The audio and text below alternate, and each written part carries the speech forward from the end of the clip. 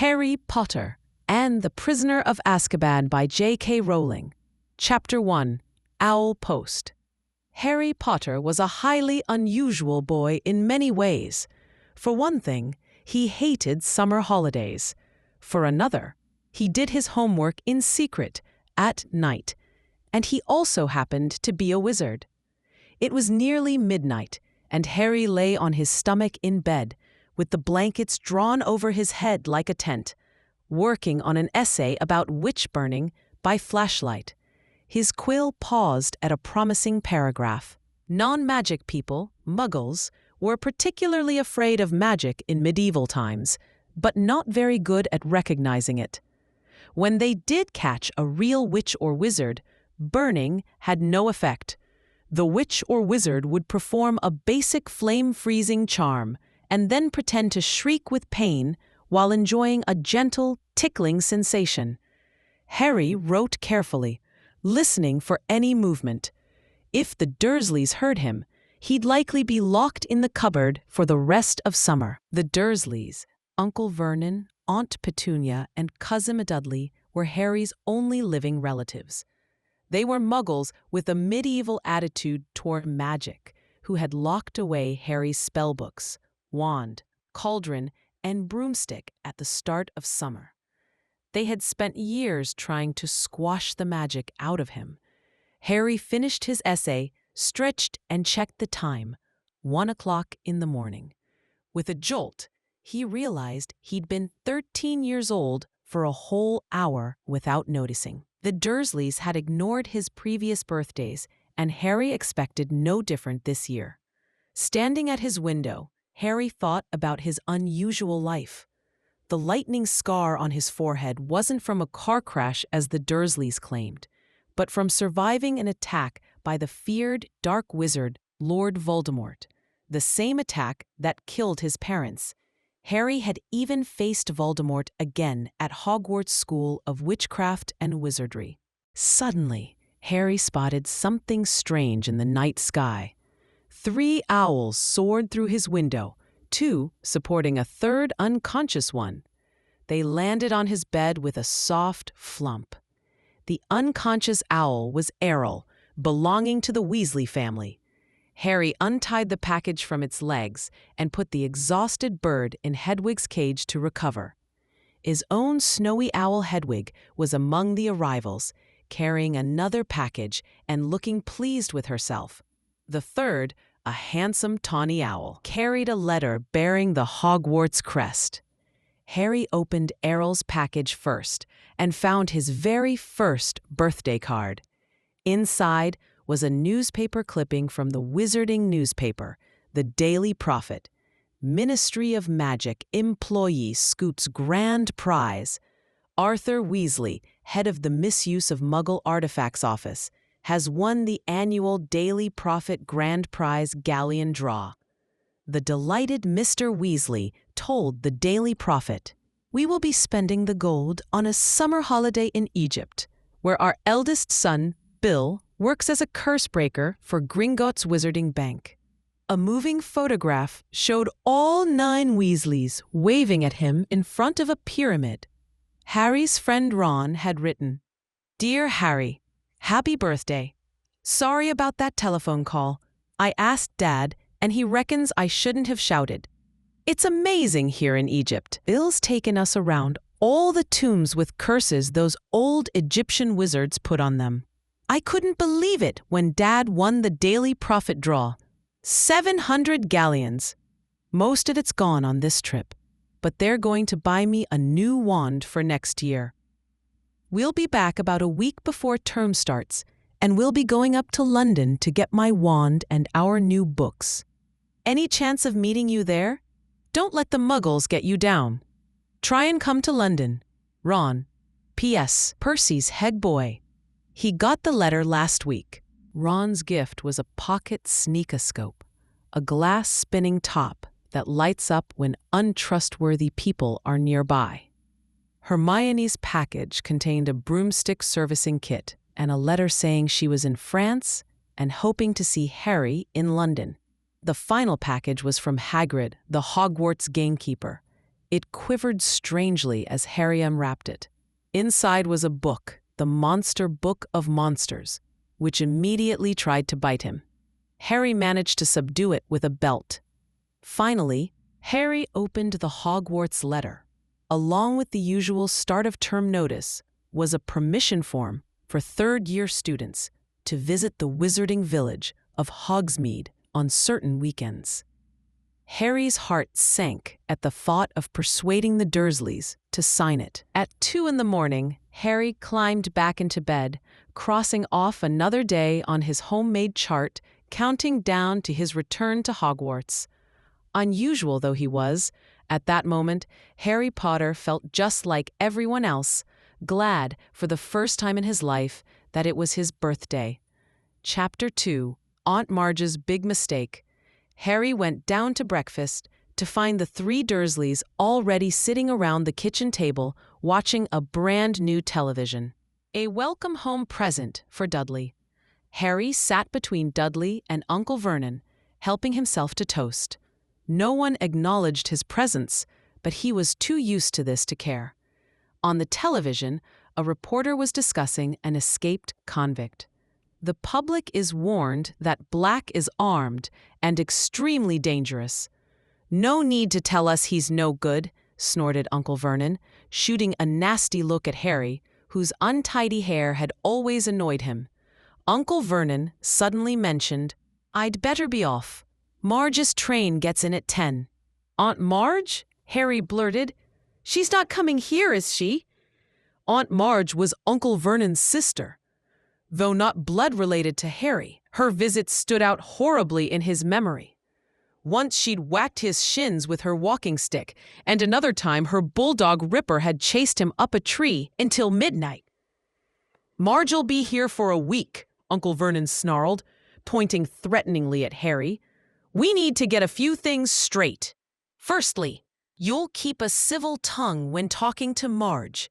Secondly, as Marge doesn't know about your abnormality, no funny stuff.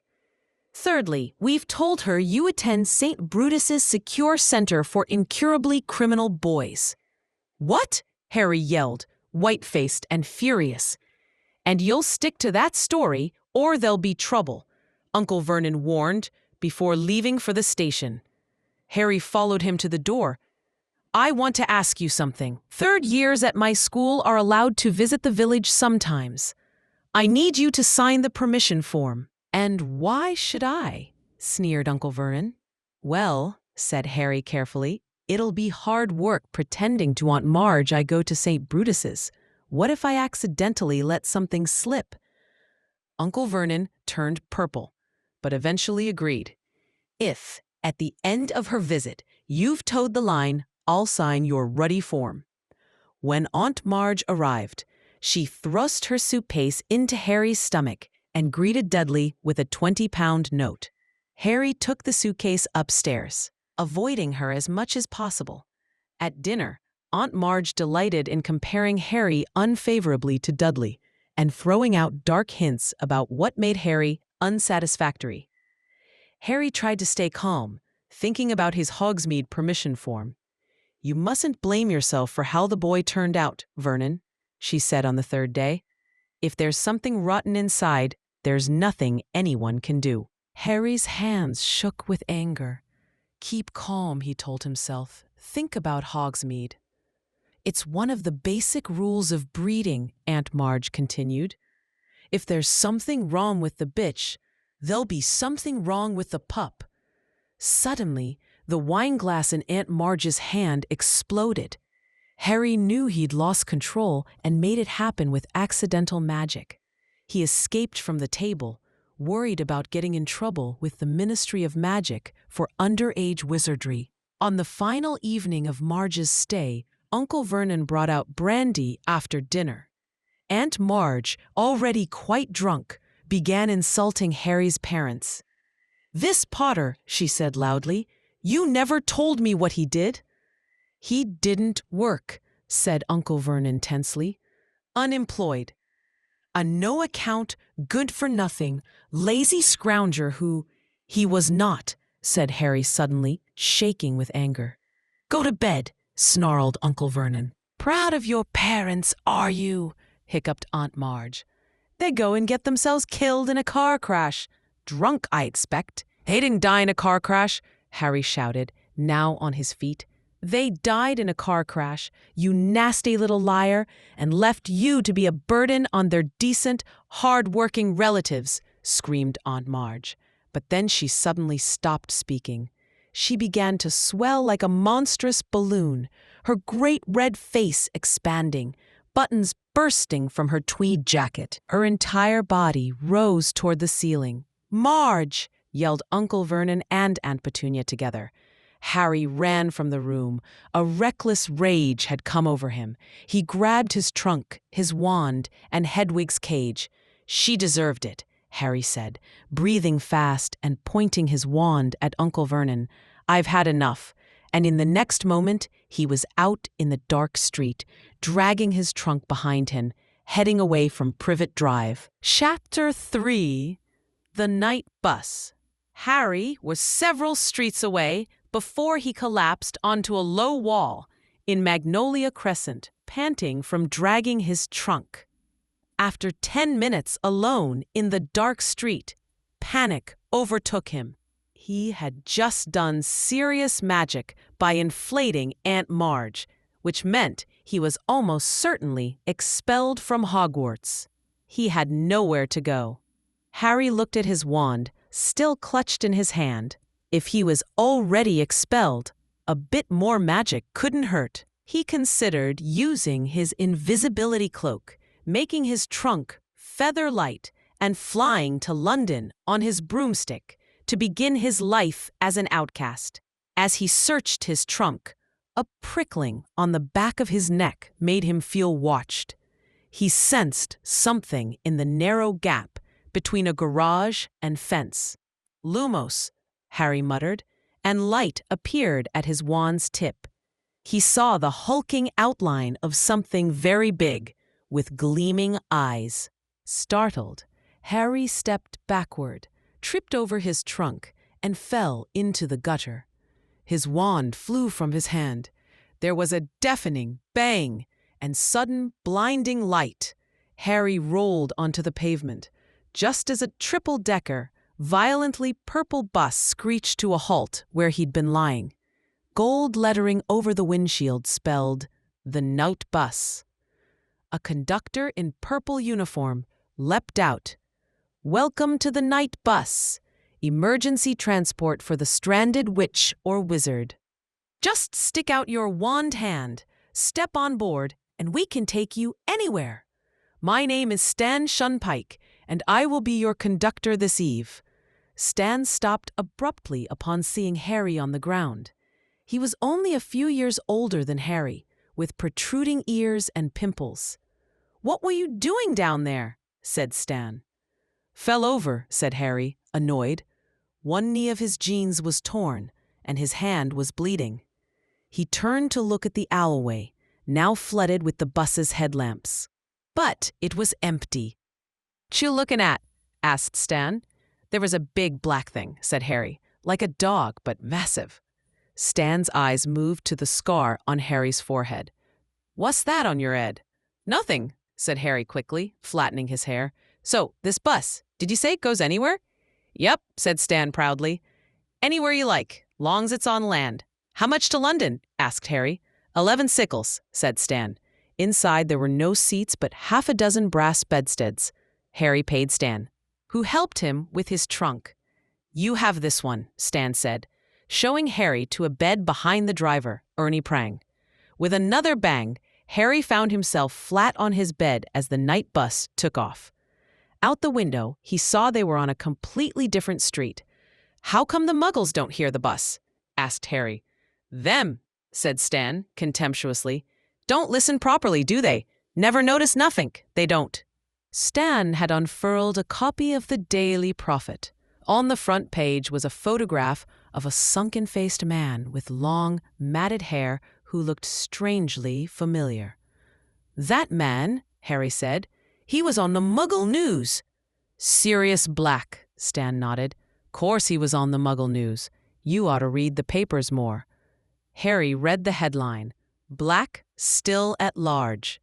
The article explained that Black was an escaped prisoner from Azkaban, considered extremely dangerous. Black had murdered 13 people with a single curse 12 years ago and was a supporter of you-know-who. Black was a big supporter of you-know-who, Stan added. What? Voldemort? Said Harry, without thinking. Stan and Ernie were horrified at Harry's use of the name. Sorry, Harry said hastily. I forgot. Stan explained that Black had been close to you-know-who, and after Harry Potter defeated the Dark Lord, Black was cornered in a street full of muggles. He blasted half the street apart, killing a wizard and a dozen muggles, then just stood there laughing. If he weren't mad when he went to Azkaban, he will be now, said Ern gravely.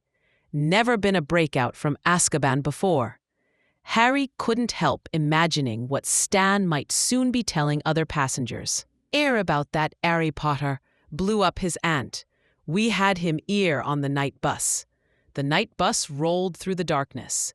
Harry asked to be taken to Diagon Alley in London, planning to lie low for a few hours, then visit Gringotts when it opened. When they arrived at the Leaky Cauldron, Harry jumped down and thanked Ern. But Stan was staring at someone behind Harry. There you are, Harry, said a voice, and Harry felt a hand on his shoulder. He turned to find Cornelius Fudge, the Minister of Magic himself. What did you call Neville? Minister? Stan asked excitedly, as Harry had given a false name. This is Harry Potter, Fudge confirmed, then steered Harry into the pub. Inside, Fudge took Harry to a private parlor. Sit down, Harry, he said. I am Cornelius Fudge, the Minister of Magic. To Harry's astonishment, instead of punishment, Fudge informed him that Aunt Marge had been deflated and her memory modified. His aunt and uncle would take him back next summer, and he could stay at the Leaky Cauldron for the remaining 3 weeks of vacation. What about my punishment? Harry asked, confused. Oh, my dear boy, we're not going to punish you for a little thing like that, Fudge said. It was an accident. This didn't match Harry's previous experiences with the Ministry of Magic, who had given him a warning just for a house elf's magic the year before. Fudge seemed oddly uncomfortable and mentioned the present climate. He arranged for Harry to stay in room 11, but instructed him not to wander into Muggle London and to be back before dark. Don't want to lose you again, do we? Said Fudge with a hearty laugh. Before Fudge left, Harry asked if the minister could sign his Hogsmeade permission form, but Fudge refused. In his room, Harry found Hedwig already waiting. Exhausted but relieved, he stroked his owl, marveling at how much had changed in just a few hours. It's been a very weird night, Hedwig, he yawned, and fell asleep with his glasses still on. Chapter 4. The Leaky Cauldron. It took Harry several days to get used to his strange new freedom.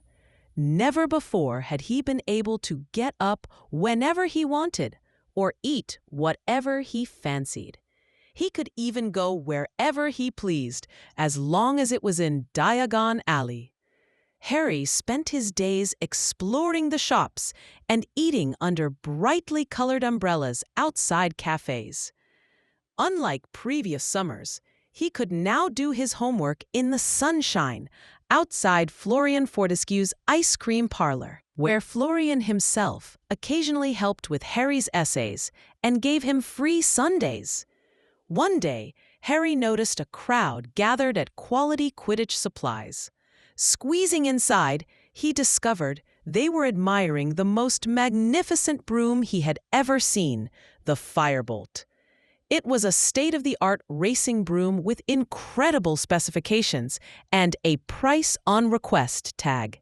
Harry had never wanted anything so badly, but he reminded himself that his Nimbus 2000 was still perfectly good. As the summer progressed, Harry purchased his school supplies, including books for his new subjects, Care of Magical Creatures and Divination, At Flourish and Blots, he discovered that the required textbook for care of magical creatures was the Monster Book of Monsters, a book that actually tried to bite people. While buying his divination textbook, Harry noticed another book showing a large black dog on the cover that reminded him of something he'd seen on Magnolia Crescent. The image unsettled him. On the last day of holidays, Harry finally reunited with Ron and Hermione at Florian Fortescue's. Ron excitedly showed Harry his new wand, while Hermione revealed she was taking numerous additional subjects and planned to buy an owl as an early birthday present. The trio visited the magical menagerie, where Ron sought medicine for his ailing rat, Scabbers, and Hermione ended up purchasing a large ginger cat named Crookshanks that immediately tried to attack Scabbers. That evening, Harry joined the Weasleys and Hermione for dinner at the Leaky Cauldron.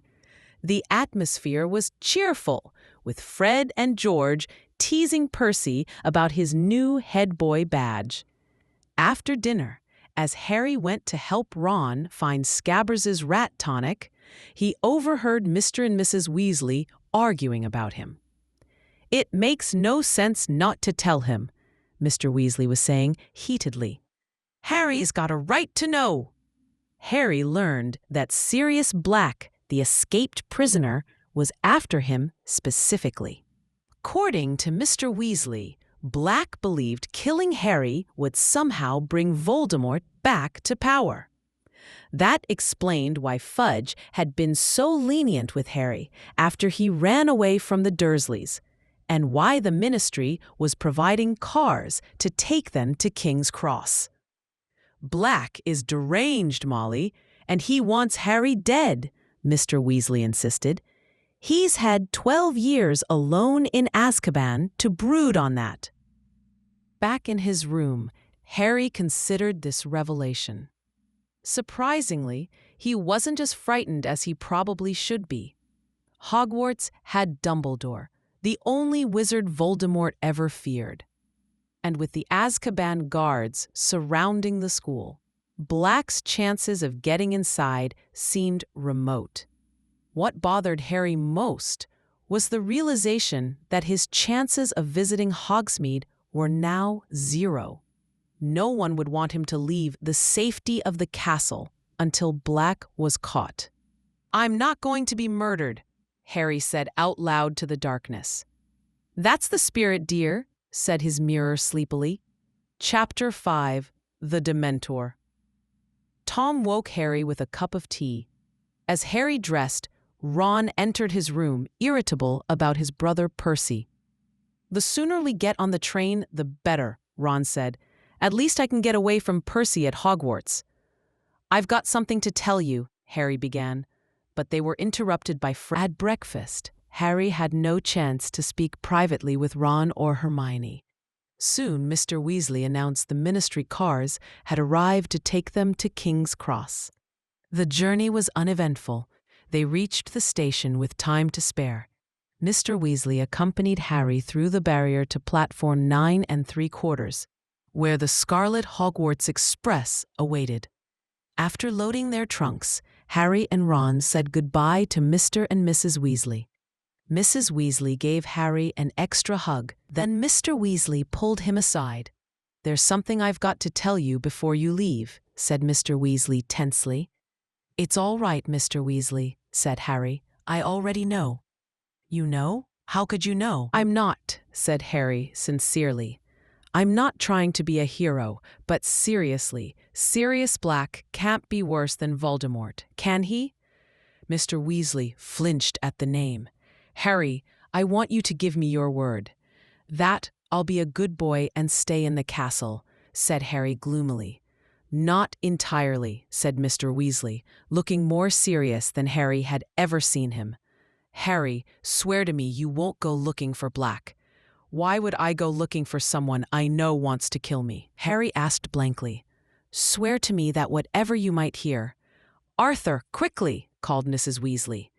Steam billowed as the train began to move. Harry ran to board, and they waved until the train rounded a corner. "I need to talk to you in private," Harry muttered to Ron and Hermione as the train gathered speed. They found a compartment at the end of the train with only one occupant, a man sleeping by the window. He wore shabby wizard robes, and though young, his light brown hair was flecked with gray. "Who do you reckon he is?" Ron whispered. "Professor R.J. Lupin," Hermione said, pointing to his case. "Wonder what he teaches," said Ron. "Defense against the dark arts," said Hermione. "It's the only vacancy." Harry explained about the Weasleys' argument and Mr. Weasley's warning. When he finished, Ron looked thunderstruck, and Hermione had her hands over her mouth. "Sirius Black escaped to come after you? Oh, Harry, you'll have to be really careful. Don't go looking for trouble," said Hermione. "I don't go looking for trouble," said Harry. "Trouble usually finds me." "No one knows how he got out of Azkaban," said Ron uncomfortably. "No one's ever done it before." As they talked, the Hogwarts Express traveled north, the scenery growing wilder and darker. Rain began to fall. In the afternoon, their three enemies appeared. Draco Malfoy with his cronies, Crabbe and Goyle. Malfoy insulted Ron's family, but quickly retreated when he noticed Professor Lupin sleeping nearby. As darkness fell, the train suddenly slowed to a stop. "We can't be there yet," said Hermione, checking her watch. Without warning, all the lamps went out, plunging them into darkness. They heard movement outside the compartment. "There's something moving out there," Ron said. "I think people are coming aboard." Neville Longbottom and Ginny Weasley stumbled into their compartment. Then Professor Lupin awoke. "Quiet," he said hoarsely. He produced a handful of flames that illuminated his tired face. The compartment door slid open. Standing there was a towering, hooded figure that reached the ceiling. Its face was hidden, but Harry glimpsed a glistening grayish hand that quickly withdrew into black robes. The creature drew a long, rattling breath. An intense cold swept over them. Harry felt the cold inside his chest, inside his heart. His eyes rolled back, and he heard distant screaming, terrible, pleading screams, before everything went black. "Harry! Harry! Are you all right?" Harry opened his eyes to find himself on the floor. The train was moving again, the lights back on. Ron and Hermione knelt beside him. "What happened?" Harry asked. "Who screamed?" "No one screamed," said Ron nervously. Professor Lupin broke a large chocolate bar into pieces and handed some to Harry. "Eat it. It'll help." "What was that thing?" Harry asked. "A Dementor," said Lupin, "one of the Dementors of Azkaban." Lupin explained no further before leaving to speak with the driver. "You went rigid and fell out of your seat," Ron explained. Lupin stepped forward and told the Dementor none of us was hiding Sirius Black. When it didn't move, he cast some spell that made it leave. Harry was embarrassed that he alone had collapsed. When Lupin returned, he urged Harry to eat the chocolate. Harry did, feeling warmth spread to his fingers and toes. At Hogsmeade Station, they saw Hagrid calling for first years. Harry, Ron, and Hermione took carriages to the castle, passing more Dementors at the gates. The cold sickness threatened to return, but Harry closed his eyes until they passed. As they reached the castle, Malfoy taunted Harry about fainting. Professor Lupin intervened, and Malfoy retreated with a sneer. Inside, Professor McGonagall called Harry and Hermione away. In her office, Madame Pomfrey examined Harry despite his protests. "Setting Dementors around the school," she muttered. "He won't be the last one who collapses." After McGonagall spoke privately with Hermione about her schedule, they rejoined the feast in progress. Professor Dumbledore was addressing the school. Our school is presently playing host to some of the Dementors of Azkaban, who are here on Ministry of Magic business, he announced. They are stationed at every entrance to the grounds. I warn each of you to give them no reason to harm you. Forget it, Harry, said George kindly. Dad had to visit Azkaban once and came back all weak and shaking. Dementors suck the happiness out of a place. Hermione was examining her schedule with unusual excitement. Ron noticed something odd. Hermione, they've messed up your schedule. You're down for 3 classes at once. Don't be silly, Hermione snapped. I fixed it all with Professor McGonagall. After breakfast, they headed to their first divination class in North Tower. They got lost in the castle until a portrait of a small knight named Sir Cadogan offered to guide them, clanking along from painting to painting. They finally reached Professor Trelawney's classroom, which was accessed by a trapdoor with a silvery ladder. The room above resembled a cross between an attic and a tea shop, with small tables, chintz armchairs, and a sickly perfume hanging in the warm air. Professor Trelawney appeared out of the shadows, a thin woman with enormous glasses and draped in spangled shawls and beads. "Welcome to divination," she said in a misty voice. "My name is Professor Trelawney. I must warn you that if you do not have the sight, there is very little I will be able to teach you." Harry and Ron glanced at Hermione, who looked startled at the idea that books wouldn't help much. "We will begin with tea leaves, then palmistry, and later the crystal ball," Trelawney continued, making alarming predictions about Neville's grandmother's health and warning Parvati about a red-haired man. The class divided into pairs, drank their tea, and began reading the dregs. Harry saw what looked like a cross and the sun in Ron's cup, interpreting them as suffering but happiness, while Ron thought he saw a bowler hat or acorn in Harry's. Professor Trelawney snatched Harry's cup to demonstrate, rotating it counterclockwise. Professor McGonagall, upon learning of the prediction, was unimpressed. Sybil Trelawney has predicted the death of 1 student a year since she arrived. None of them has died yet. She added dryly, "You look in excellent health to me, Potter. If you die, you need not hand in your homework." At lunch, Ron remained worried.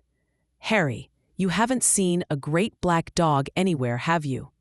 "Yeah, I have," Harry admitted. "The night I left the Dursleys." This sparked an argument between Ron and Hermione about whether the Grim was a real death omen. Hermione stormed off when Ron suggested she was just upset about not being good at divination. After lunch, they headed to Hagrid's hut for care of magical creatures, unfortunately shared with the Slytherins. Hagrid, excited about his first lesson, instructed them to open their books. "How?" asked Malfoy, whose book was bound with rope like everyone else's.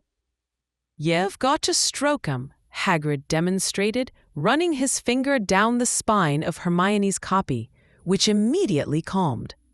Hagrid then presented a dozen hippogriffs, magnificent creatures with the bodies of horses but the heads, wings, and front legs of giant eagles.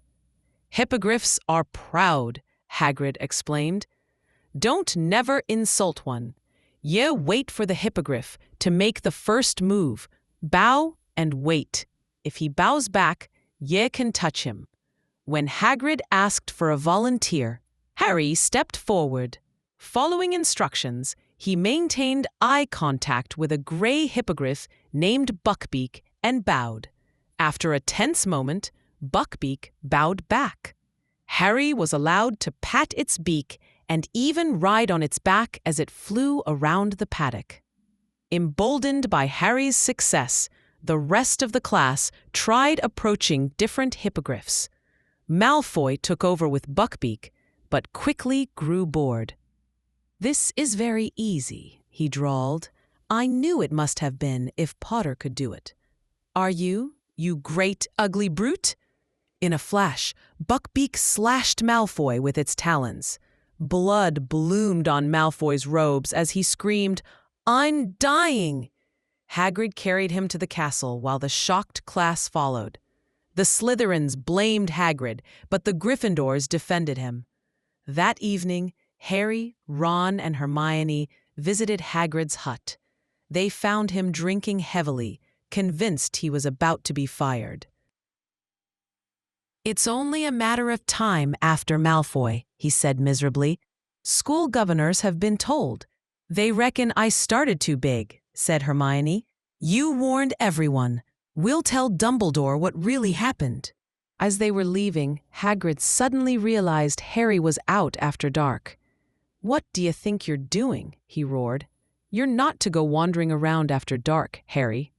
He marched them back to the castle, refusing to let them risk their safety for his sake. Chapter 7. The Boggart in the Wardrobe. Malfoy swaggered into the dungeon potions class late Thursday morning, his right arm heavily bandaged and in a sling. Harry could tell he was faking. He saw Malfoy wink at Crabbe and Goyle when Pansy Parkinson wasn't looking. "Settle down," said Professor Snape idly, showing his usual favoritism toward Slytherin students. While making their shrinking solution, Malfoy took full advantage of his injury, getting Snape to force Ron to cut his daisy roots and Harry to skin his shrivelfig. "Seen your pal Hagrid lately?" Malfoy asked quietly. "Father's complained to the school governors about my injury. Father's got a lot of influence. Who knows if my arm will ever be the same again." "So that's why you're putting it on," said Harry, accidentally beheading a dead caterpillar as his hand shook with anger. "To try to get Hagrid fired." "Well," whispered Malfoy, "partly, Potter. But there are other benefits, too." Nearby, Neville was struggling with his potion, which had turned orange instead of the required acid green. Snape humiliated him and threatened to test the potion on Neville's toad, Trevor, at the end of class. Hermione offered to help, but Snape coldly rebuffed her. "I don't remember asking you to show off, Miss Granger." During class, Seamus mentioned that Sirius Black had been sighted not far from Hogwarts. Malfoy, overhearing, taunted Harry, suggesting he should be trying to catch Black himself. "Maybe you'd rather not risk your neck," Malfoy said with a sneer. "But if it was me, I'd want revenge. I'd hunt him down myself." Harry was confused by Malfoy's comments about revenge, but had no time to dwell on it. At the end of class, Snape tested Neville's potion on Trevor. To everyone's surprise, the toad shrank to a tadpole, showing Hermione had successfully helped Neville correct his potion. Snape, looking sour, restored Trevor and promptly deducted 5 points from Gryffindor. That afternoon, the class arrived at Professor Lupin's first Defense Against the Dark Arts lesson. Lupin announced it would be a practical lesson requiring only wands. He led them to the staff room, where a wardrobe containing a boggart waited. When Snape departed with a nasty comment about Neville's incompetence, Lupin announced that Neville would be the first to face the boggart.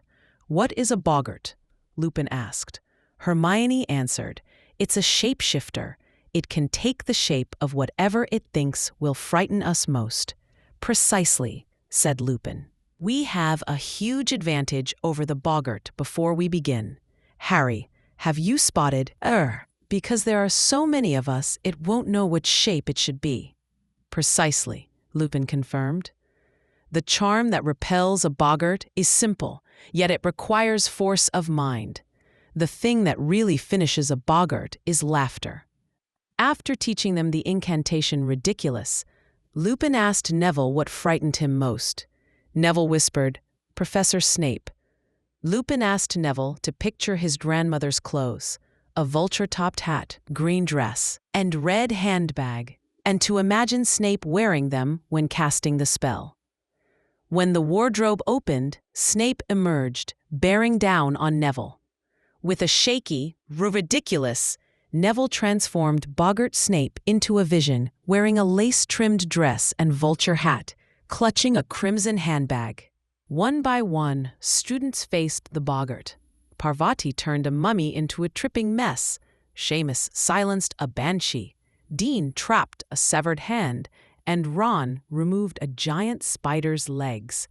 When Harry's turn approached, Lupin unexpectedly jumped in front of him. The Boggart turned into a silvery orb, which Lupin quickly dispatched. Finally, Neville faced Boggart Snape again, successfully defeating it with laughter. Lupin awarded points to Gryffindor, including 5 each to Harry and Hermione for answering questions correctly. As they left, Harry wondered why Lupin hadn't let him face the Boggart. Was it because he'd seen Harry collapse on the train? But everyone else remained excited about the lesson. "He seems like a very good teacher," said Hermione approvingly. "But I wish I could have had a turn with the Boggart." "What would it have been for you?" said Ron, sniggering. "A piece of homework that only got 9 out of 10? Chapter 8. Flight of the Fat Lady. In no time at all, defense against the dark arts had become most people's favorite class. Only Draco Malfoy and his gang of Slytherins had anything bad to say about Professor Lupin, mocking his shabby robes. Their lessons progressed from boggarts to redcaps and kappas, keeping everyone engaged. Harry's other classes weren't going as well. Potions was miserable, with Snape in a vindictive mood after the Boggart incident. Divination with Professor Trelawney was equally dreadful, with her constant predictions of Harry's doom. Even care of magical creatures had become dull, with Hagrid having lost his confidence after the first exciting lesson. But October brought something to lift Harry's spirits. Quidditch season was approaching. Oliver Wood, the Gryffindor team captain in his final year, called a meeting. "This is our last chance, my last chance, to win the Quidditch Cup," Wood told them desperately. "Gryffindor hasn't won for 7 years now." The team began training 3 evenings a week, despite the increasingly cold and wet weather. Harry's vision of finally winning the Silver Quidditch Cup kept him motivated through the mud and rain. Shortly after, a notice appeared in the Gryffindor common room announcing the first Hogsmeade weekend at the end of October. While his classmates buzzed with excitement, Harry's spirits plummeted. Without his permission form signed by the Dursleys, he wouldn't be allowed to go. "Ask McGonagall if you can go this time," Ron suggested. "Harry's supposed to stay in school," Hermione argued. Harry decided to try anyway and approached Professor McGonagall after Transfiguration class. "Professor, my aunt and uncle forgot to sign my form," Harry said nervously. "Would it be all right if I go to Hogsmeade?" "I'm afraid not, Potter," she replied firmly. "No form, no visiting the village. That's the rule." On Halloween morning, Harry accompanied Ron and Hermione to the entrance hall, where students were departing for Hogsmeade. "We'll bring you lots of sweets back from Honeydukes," Hermione promised, looking sorry for him. Left alone, Harry wandered the empty corridors, eventually encountering Professor Lupin, who invited him in for tea. Inside Lupin's office, a tank contained a sickly green water demon called a Grindylow. "Anything worrying you, Harry?"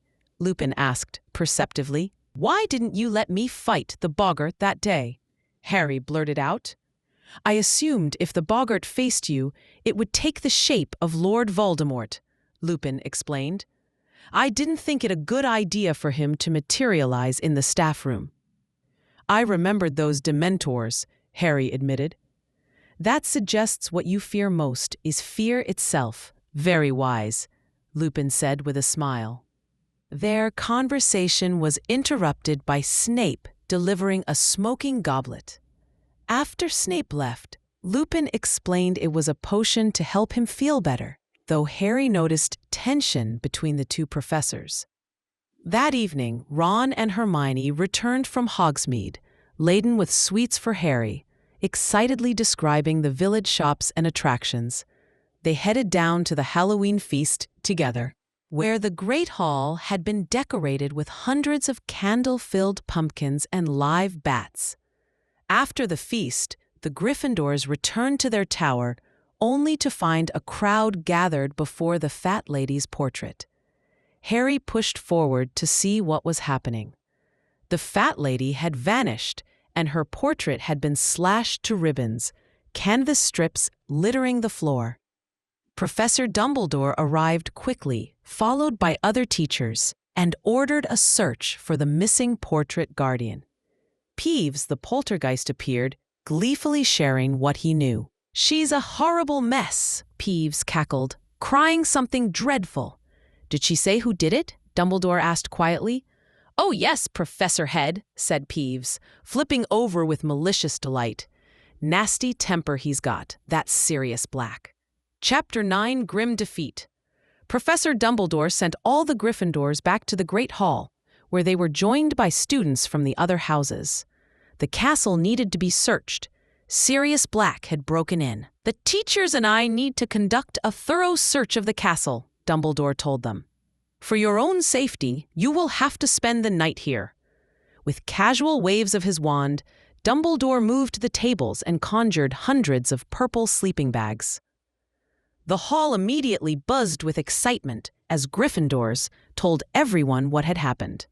Snape joined them, reporting that Black wasn't in the castle. He suggested Black might have had inside help, but Dumbledore quickly shut down the conversation. The school talked of nothing but Sirius Black for days. The fat lady's portrait had been replaced by Sir Cadogan, who kept changing the password and challenging students to duels. Professor McGonagall summoned Harry to her office. "There's no point hiding it from you any longer, Potter," she said. "Sirius Black. I know he's after me," said Harry wearily. "I heard Ron's dad telling his mom." McGonagall looked shocked. She then explained she didn't think Harry should practice Quidditch without supervision. Harry protested. They had their first match on Saturday. McGonagall compromised by asking Madame Hooch to oversee their training. The weather worsened as the match approached. Then Oliver Wood delivered bad news. They would play Hufflepuff instead of Slytherin. "Slint's excuse is that their Seeker's arm's still injured," said Wood furiously, "but it's obvious why they're doing it. Don't want to play in this weather." "There's nothing wrong with Malfoy's arm," Harry said. "He's faking it." Wood warned them about Hufflepuff's new Seeker, Cedric Diggory, an excellent player whom the girls on the team found quite handsome. On the day of the match, Harry woke before dawn to howling wind and pouring rain. The conditions were brutal as both teams took the field. Visibility nearly zero. Within minutes, Harry was soaked through, barely able to see. His glasses kept fogging until Hermione charmed them to repel water. But even with clearer vision, the storm made finding the snitch nearly impossible. Then Harry saw something in the stands, the silhouette of an enormous black dog, the Grim. Before he could process this, Wood shouted a warning. Cedric Diggory was racing toward the snitch. As Harry chased after it, an eerie silence fell across the stadium. A horrible cold slept over him as he noticed at least 100 Dementors on the field below. Their faces pointed up at him. Inside his head, a woman was screaming, "Not Harry! Not Harry! Please not Harry! Stand aside, you silly girl! Stand aside now! Not Harry, please no! Take me! Kill me instead!" White mist filled Harry's brain. He was falling through the icy air. Harry awoke in the hospital wing with the mud-covered Quidditch team around his bed. "What happened?" he asked, sitting up suddenly. "You fell off," said Fred. "Must have been 50 feet. But the match," Harry said. "What happened?" No one spoke. Then George explained that Diggory had caught the snitch just after Harry fell. Though Diggory had tried to call for a rematch when he realized what happened, Hufflepuff had won fair and square. After the team left, Ron and Hermione explained that Dumbledore had slowed Harry's fall and driven away the Dementors with silver light from his wand. "Did someone get my nimbus?" Harry asked. Ron and Hermione exchanged glances. "When you fell off, it got blown away," said Hermione hesitantly, "and it hit the Whomping Willow." Slowly, she tipped a dozen bits of splintered wood onto the bed, the only remains of Harry's faithful broomstick. Chapter 10: The Marauder's Map. Madame Pomfrey insisted on keeping Harry in the hospital wing for the weekend. He didn't argue, though he couldn't bear to part with the shattered remains of his Nimbus 2000. Visitors came to cheer him up, but nothing anyone said made Harry feel better, because they knew only half of what troubled him. "Yes," said Lupin. "They affect you worse than others because there are horrors in your past that the others don't have. When they get near me," Harry's throat tightened, "I can hear Voldemort murdering my mum." "Dementors are among the foulest creatures on Earth," Lupin explained. "They infest the darkest places, glory in decay and despair, and drain peace, hope, and happiness from the air.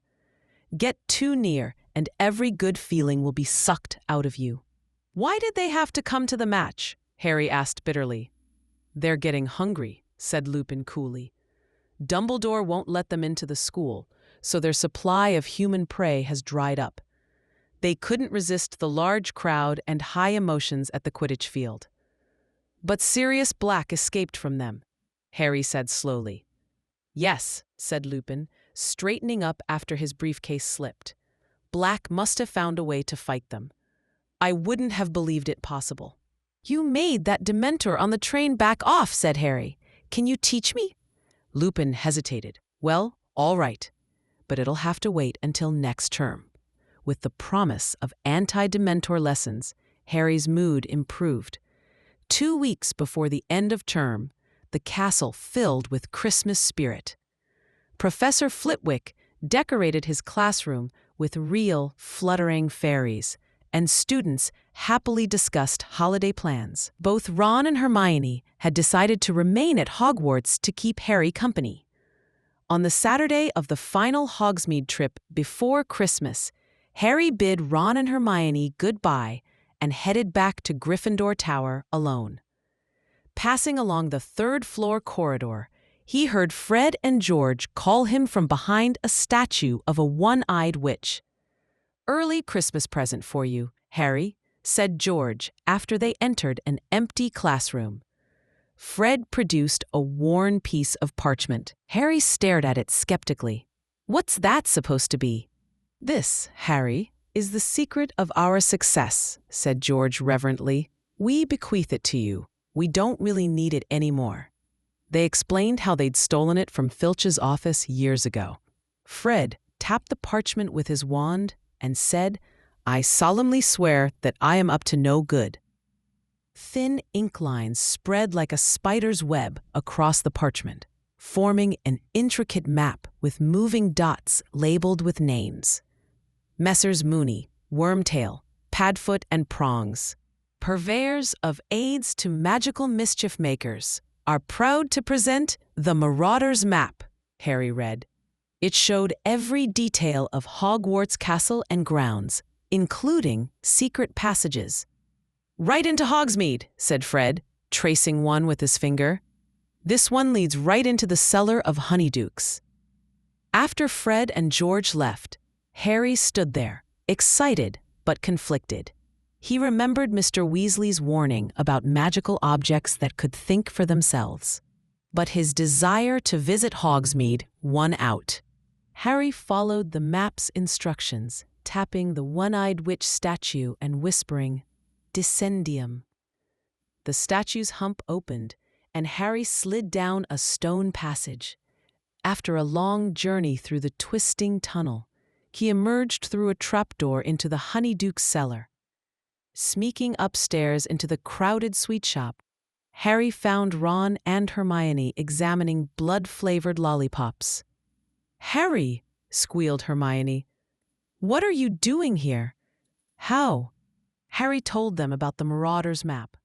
"But what about Sirius Black?" Hermione hissed. "He could be using one of those passages." Ron pointed to a ministry notice warning that Dementors patrolled Hogsmeade after sunset. They convinced Hermione that Harry deserved a break. After buying sweets, they headed to the Three Broomsticks for butterbeers. They had just settled at a table when Professors McGonagall and Flitwick entered, followed by Hagrid and Cornelius Fudge, the Minister of Magic. Harry quickly hid under the table, while Hermione moved the Christmas tree to shield them. Unable to escape, Harry overheard a shocking conversation about Sirius Black. Black had been James Potter's best friend, best man at his wedding, and Harry's godfather. Worse, he had been the Potters' secret keeper, meant to hide their location from Voldemort using the Fidelius charm. But Black had betrayed them to Voldemort, leading to their deaths. Afterward, when confronted by another friend, Peter Pettigrew, Black had murdered him and 12 Muggles with a single curse. Black was taken away by 20 members of the Magical Law Enforcement Squad, Fudge concluded. He's been in Azkaban ever since. Is it true he's mad, Minister? I wish I could say that, said Fudge. Yet I met Black on my last inspection of Azkaban. I was shocked at how normal he seemed, speaking quite rationally. It was unnerving. But what do you think he's broken out to do? Asked Madame Rasmerta.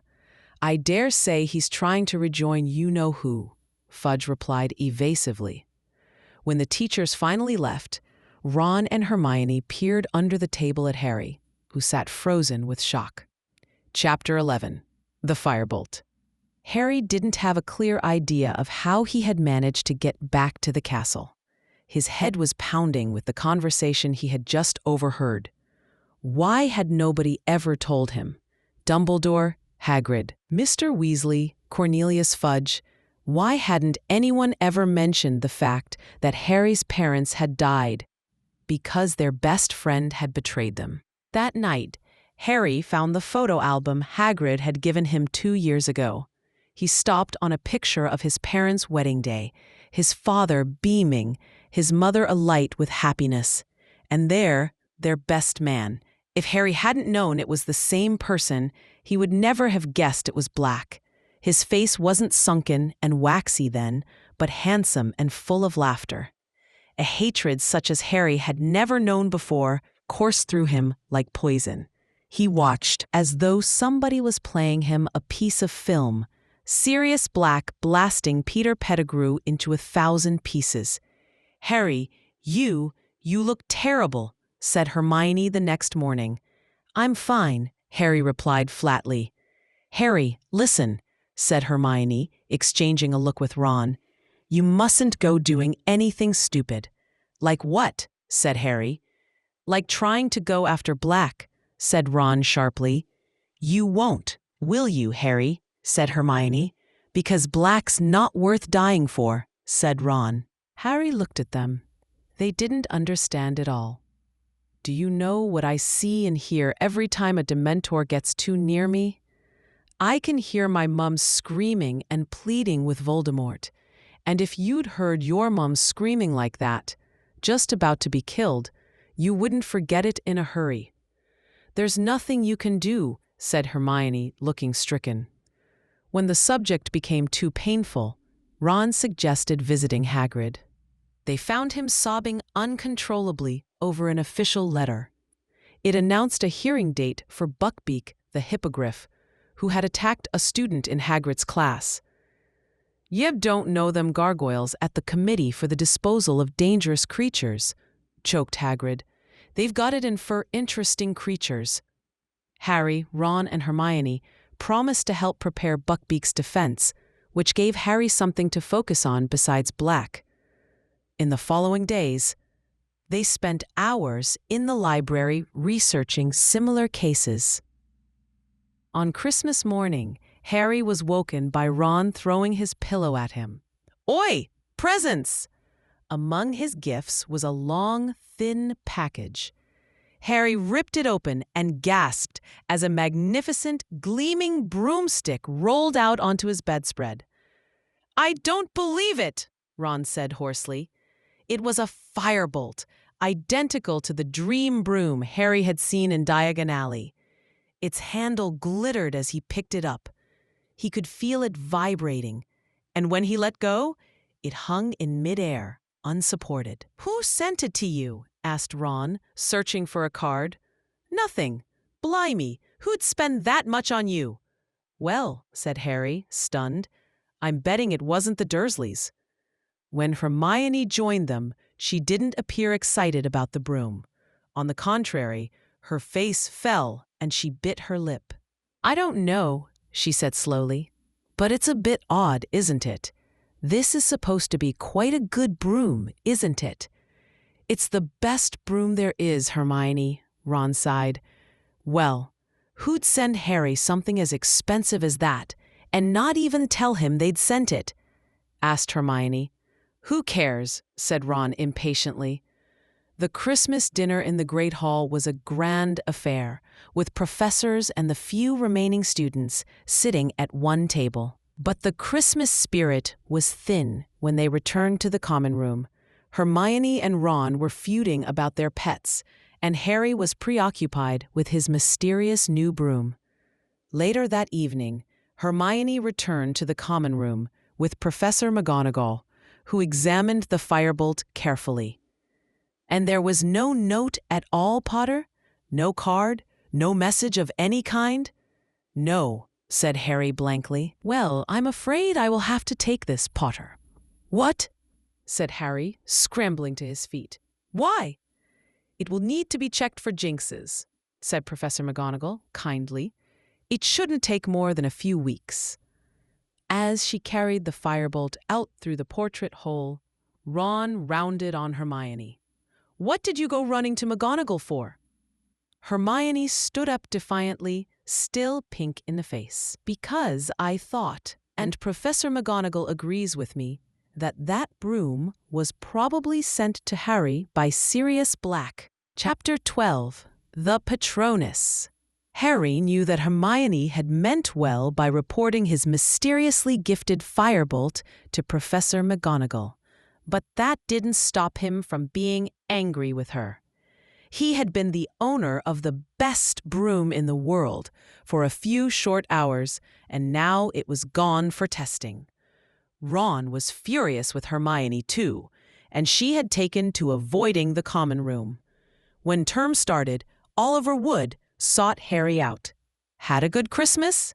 he said, and then lowered his voice. "If the Dementors come to the next match, we can't afford you to, well, I'm working on it," said Harry quickly. "Professor Lupin said he'd train me to ward off the Dementors." When Harry mentioned his confiscated firebolt, Wood went pale. "I'll go and talk to her, Harry. A firebolt. A real firebolt on our team." In his first Defense Against the Dark Arts lesson of term, Harry reminded Lupin of his promise. Chapter 12. The Patronus. Harry knew that Hermione had meant well by reporting his mysteriously gifted firebolt to Professor McGonagall, but that didn't stop him from being angry with her. He had been the owner of the best broom in the world for a few short hours, and now it was gone for testing. Ron was furious with Hermione, too, and she had taken to avoiding the common room. When term started, Oliver Wood sought Harry out. "Had a good Christmas?" he said, and then lowered his voice. "If the Dementors come to the next match, we can't afford you to, well, I'm working on it," said Harry quickly. "Professor Lupin said he'd train me to ward off the Dementors." When Harry mentioned his confiscated firebolt, Wood went pale.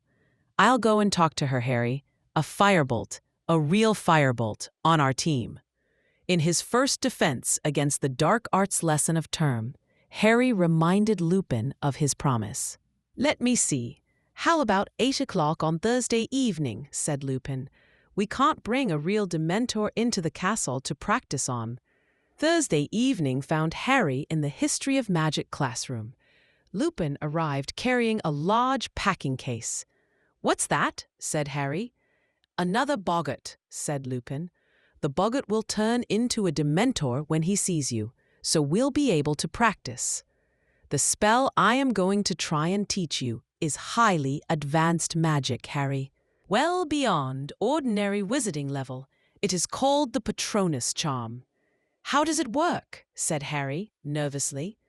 "When it works correctly, it conjures up a Patronus, which is a kind of anti-Dementor, a guardian that acts as a shield between you and the Dementor." "What does a Patronus look like?" asked Harry. "Each one is unique to the wizard who conjures it." "And how do you conjure it?" "With an incantation which will work only if you are concentrating, with all your might, on a single very happy memory." Harry settled on the moment when he had first ridden a broomstick. "The incantation is this: Expecto Patronum." "Expecto Patronum," Harry repeated. When he tried, a wisp of silvery gas emerged from his wand. "Very good," said Lupin. "Ready to try it on a Dementor?" When Lupin opened the case, the boggart Dementor emerged. Harry attempted the spell, but the classroom dissolved into fog, and he heard his mother's voice pleading for his life. He awoke on the floor. Lupin gave him chocolate and encouraged him to try again with a stronger memory. Harry's second attempt also failed, this time hearing his father's voice trying to hold off Voldemort. The revelation that Lupin had been friends with his father startled Harry, but he insisted on one more attempt. For his third try, Harry focused on the memory of discovering he was a wizard and would be leaving the Dursleys. This time, his Patronus formed a large silver shadow that hovered between him and the Dementor before Lupin banished the boggart. "Excellent, Harry. That was definitely a start." In the following weeks, Harry continued his anti-Dementor lessons while juggling Quidditch practice and schoolwork. He managed to produce an indistinct Patronus, but felt disappointed it wasn't stronger. During one session, Lupin explained the Dementor's kiss, how they could suck out a person's soul. Harry learned this was the fate awaiting Sirius Black. After weeks of testing, Professor McGonagall finally returned the firebolt, declaring it free of jinxes. Overjoyed, Harry decided it was time to make up with Hermione. But when Harry and Ron found her in the common room, their reconciliation was interrupted by Ron's horrified discovery. His rat Scabbers was missing, with only blood and ginger cat hairs left behind on his bedsheets. Ron immediately accused Hermione's cat. Chapter 13: Gryffindor versus Ravenclaw. It looked like the end of Ron and Hermione's friendship. Each was so angry with the other that Harry couldn't see how they'd ever make up. Ron was convinced Hermione's cat Crookshanks had eaten his rat Scabbers, while Hermione maintained there was no proof. Harry privately agreed with Ron, which only made Hermione furious with him too. "Okay, side with Ron, I knew you would," she said shrilly. "First the firebolt, now Scabbers. Everything's my fault, isn't it?" To cheer Ron up, Harry persuaded him to come along to the Gryffindor team's final practice before the Ravenclaw match, so he could try the firebolt afterward. The practice was perfect. Harry's new broom responded to his slightest touch, almost as if obeying his thoughts rather than his grip. Wood was ecstatic, his only concern being Harry's Dementor problem. At breakfast the next morning, Harry's firebolt drew admiring looks from students of all houses. Malfoy arrived with Crabbe and Goyle, his pale eyes narrowed with malice. "Got plenty of special features, hasn't it?" said Malfoy. "Shame it doesn't come with a parachute, in case you get too near a Dementor." "Pity you can't attach an extra arm to yours, Malfoy," Harry retorted. "Then it could catch the snitch for you." As the teams walked onto the field, Harry noticed Cho Chang, the Ravenclaw seeker. She was shorter than him by about a head and extremely pretty. She smiled at Harry, causing a slight lurch in his stomach that he didn't think had anything to do with nerves. The match began, and Harry soared higher than anyone else on his firebolt. Cho Chang tailed him closely, cutting across him repeatedly. When Harry spotted the snitch and dived, she followed, but a bludger forced Harry off course and the snitch vanished. Despite being 50 points ahead, Harry knew if Cho caught the snitch before him, Ravenclaw would win. When he spotted it again, Cho blocked him deliberately. "Harry, this is no time to be a gentleman," Wood roared. "Knock her off her broom if you have to." Harry changed tactics. He dived sharply, causing Cho to follow, then pulled up abruptly while she hurtled downward. With this advantage, he spotted the snitch glittering above the field and accelerated towards it. "Oh!" screamed Cho, pointing downward. Harry looked down to see 3 tall, black, hooded Dementors looking up at him. Without hesitation, he pulled out his wand and roared, "Expecto Patronum." Something enormous and silver-white erupted from his wand. Keeping his focus, Harry stretched out his hand and caught the struggling snitch. The Gryffindor team engulfed him in midair, nearly pulling him off his broom.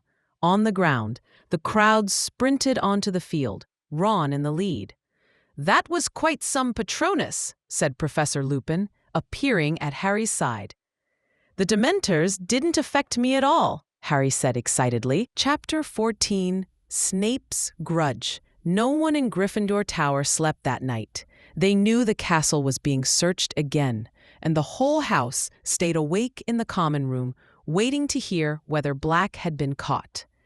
Professor McGonagall came back at dawn to tell them he had again escaped.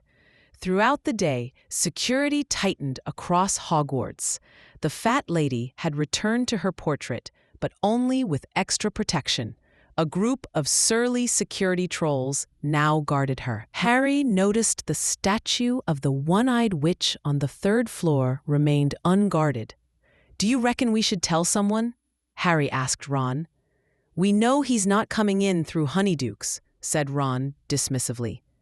"We'd have heard if the shop had been broken into."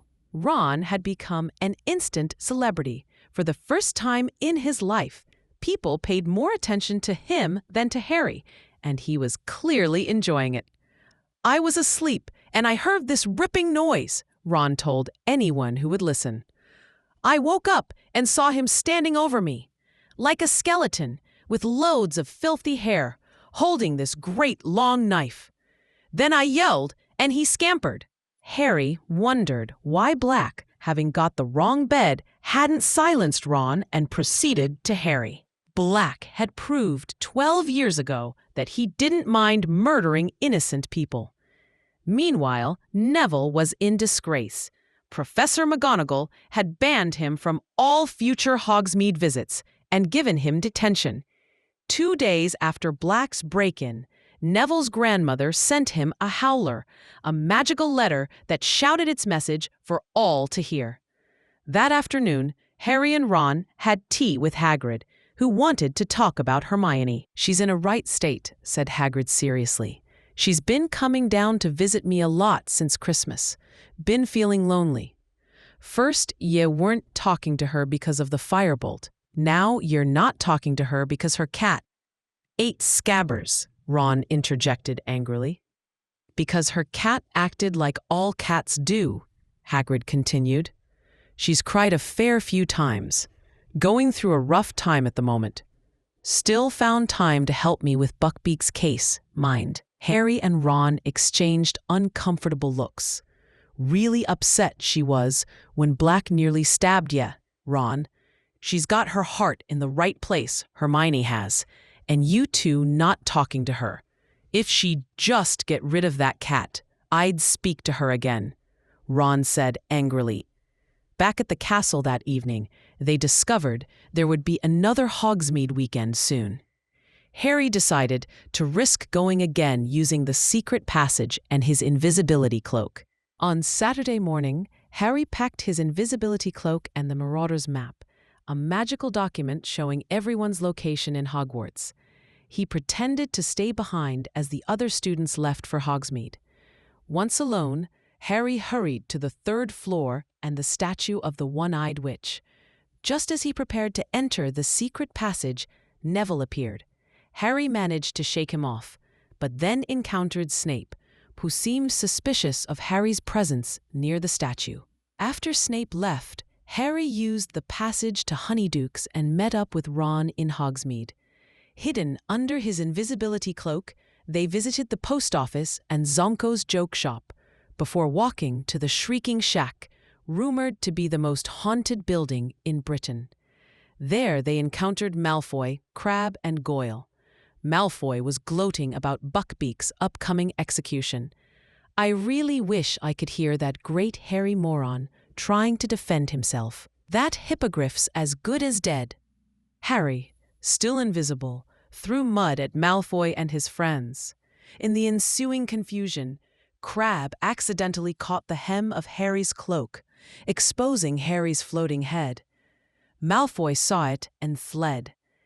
"Harry," Ron said desperately, "you'd better run for it. If Malfoy tells anyone, you'd better get back to the castle, quick." Harry raced back through the secret passage, but upon emerging from behind the One-Eyed Witch, he found Snape waiting for him. "So," Snape said with a look of triumph, "Mr. Malfoy has just been to see me with a strange story, Potter.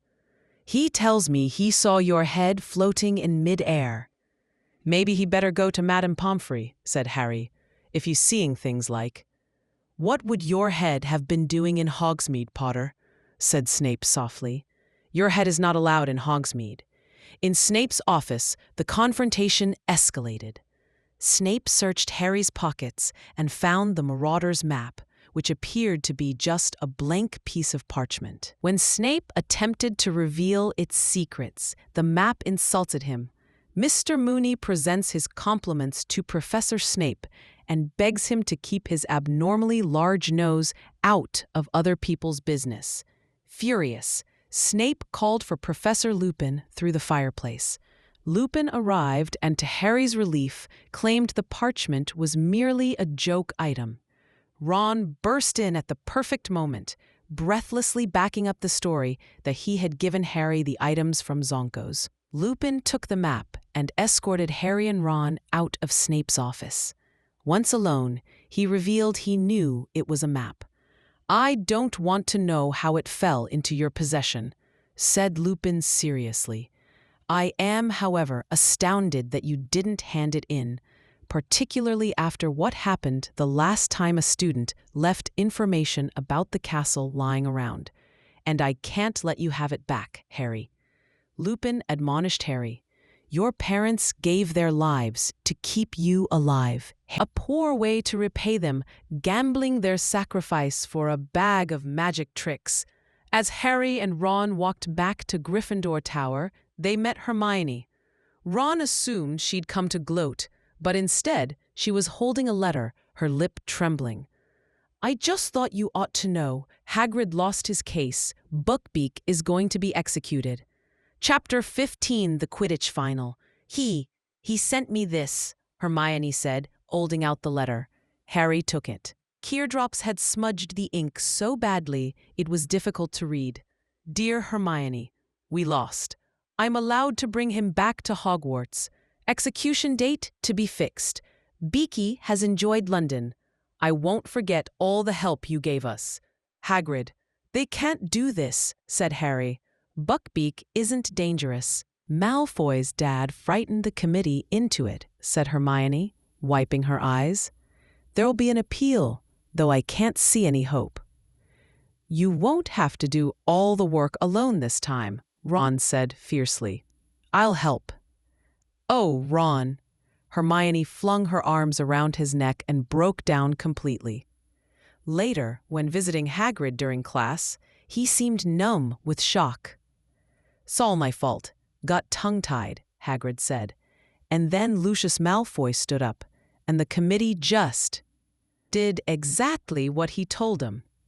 As they walked back to the castle, they heard Malfoy's mocking voice. "Look at him blubber. Have you ever seen anything quite as pathetic? And he's supposed to be our teacher?" Harry and Ron moved toward Malfoy, but Hermione got there first. Smack! She had slapped Malfoy across the face with all her strength. "Don't you dare call Hagrid pathetic, you foul, you evil." Malfoy backed away, and soon he, Crabbe and Goyle disappeared into the dungeons. "Harry, you'd better beat him in the Quidditch final," Hermione said shrilly. "I can't stand it if Slytherin wins." Later in divination class, Professor Trelawney claimed to see the grin in Harry's crystal ball. Hermione loudly objected, prompting Trelawney to announce that Hermione lacked the gift for divination. Hermione promptly packed her books and stormed out of class. The Easter holidays brought mountains of homework. Ron researched for Buckbeak's appeal, while Harry balanced schoolwork with rigorous Quidditch practice.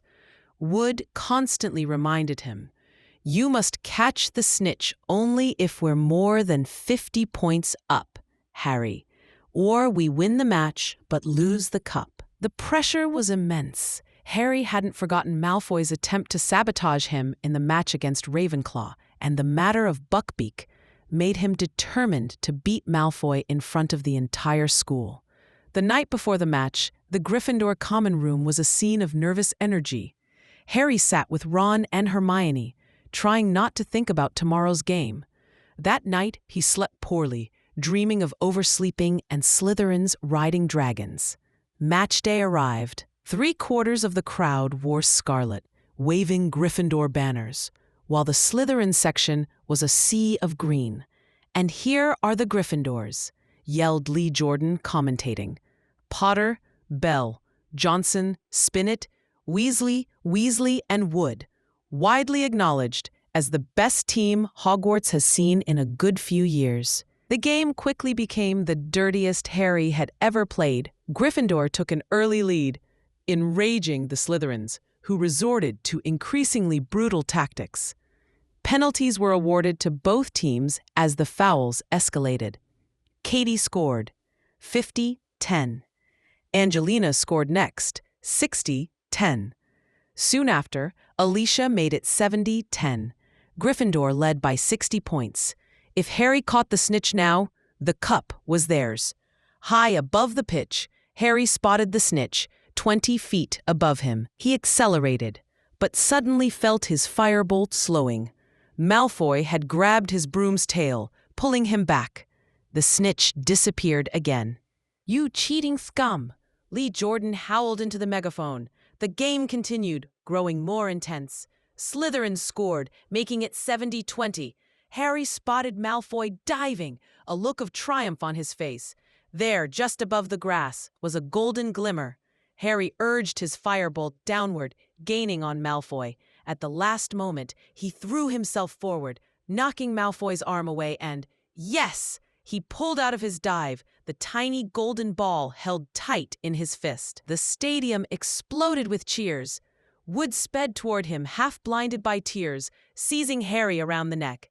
Fred and George joined the embrace, followed by Angelina, Alicia, and Katie, all shouting, "We've won the cup! We've won the cup!" Crimson-clad supporters poured onto the field. Harry was hoisted onto their shoulders and carried toward the stands, where Dumbledore stood waiting with the enormous Quidditch cup. As a sobbing Wood passed Harry the cup, and he lifted it into the air, Harry felt he could have produced the world's best Patronus. Chapter 16, Professor Trelawney's Prediction. Harry's euphoria at finally winning the Quidditch Cup lasted at least a week. As June approached, the days became cloudless and sultry, But instead of enjoying the weather, students were forced to remain inside studying. Exams were nearly upon them. Hermione was especially anxious, having drawn up an impossible exam schedule with subjects scheduled simultaneously. When Harry and Ron questioned how she planned to attend multiple exams at once, she snapped no and changed the subject. Just then, Harry received a note from Hagrid. "Buckbeak's appeal, it's set for the 6th, he told his friends. "That's the day we finish our exams," said Hermione, still searching frantically for her arithmancy book. "And they're coming up here to do it," Harry continued reading. "Someone from the Ministry of Magic and an executioner." Hermione looked up startled. "They're bringing the executioner to the appeal. But that sounds as though they've already decided." "Yeah, it does," said Harry slowly. Exam week began with an unnatural hush falling over the castle. The third years struggled through transfiguration, charms, care of magical creatures, and potions. While the Flobberworms test with Hagrid was easy, it gave them a chance to speak with him about Buckbeak. "Beaky's getting a bit depressed," Hagrid whispered, "but still, we'll know day after tomorrow, one way or the other." They continued through their remaining exams. Professor Lupin's Defense Against the Dark Arts exam was an obstacle course where students faced various magical creatures. Harry received full marks. Ron did well until confused by a hinkypunk. And Hermione's encounter with a boggart, which took the form of Professor McGonagall telling her she'd failed everything, left her shaken. After the exam, they encountered Cornelius Fudge and representatives from the Committee for the Disposal of Dangerous Creatures, including an executioner fingering his axe on the castle steps. "I'm here on an unpleasant mission, Harry," explained Fudge. "The committee required a witness to the execution of a mad hippogriff." "Does that mean the appeals already happened?" Ron interrupted. No, it's scheduled for this afternoon," said Fudge. For their final exam, Harry and Ron headed to divination while Hermione went to Muggle studies. Professor Trelawney called them in one by one for a crystal ball reading. When Harry's turn came, he fabricated seeing a hippogriff flying away safely, much to Trelawney's disappointment. But as Harry turned to leave, something extraordinary happened. Professor Trelawney went rigid in her armchair and spoke in a harsh voice unlike her own. "The Dark Lord lies alone and friendless, abandoned by his followers. His servant has been chained these 12 years. Tonight, before midnight, the servant will break free and set out to rejoin his master. The Dark Lord will rise again with his servant's aid, greater and more terrible than ever before. Tonight, before midnight, the servant will set out to rejoin his master." Then she snapped back to normal with no memory of what she'd said. Confused, Harry returned to the common room, where Ron and Hermione awaited with devastating news. Buckbeak had lost his appeal and would be executed at sunset. "We've got to go," said Harry. "He can't just sit there on his own, waiting for the executioner." Hermione retrieved Harry's invisibility cloak, and they sneaked down to Hagrid's hut. Inside, they found their friend trembling helplessly. "You shouldn't have come," Hagrid whispered. "They're coming soon." While there, Hermione discovered Ron's missing rat Scabbers hiding in a milk jug. The rat appeared dreadful, thinner with bald patches, and struggled violently in Ron's hands.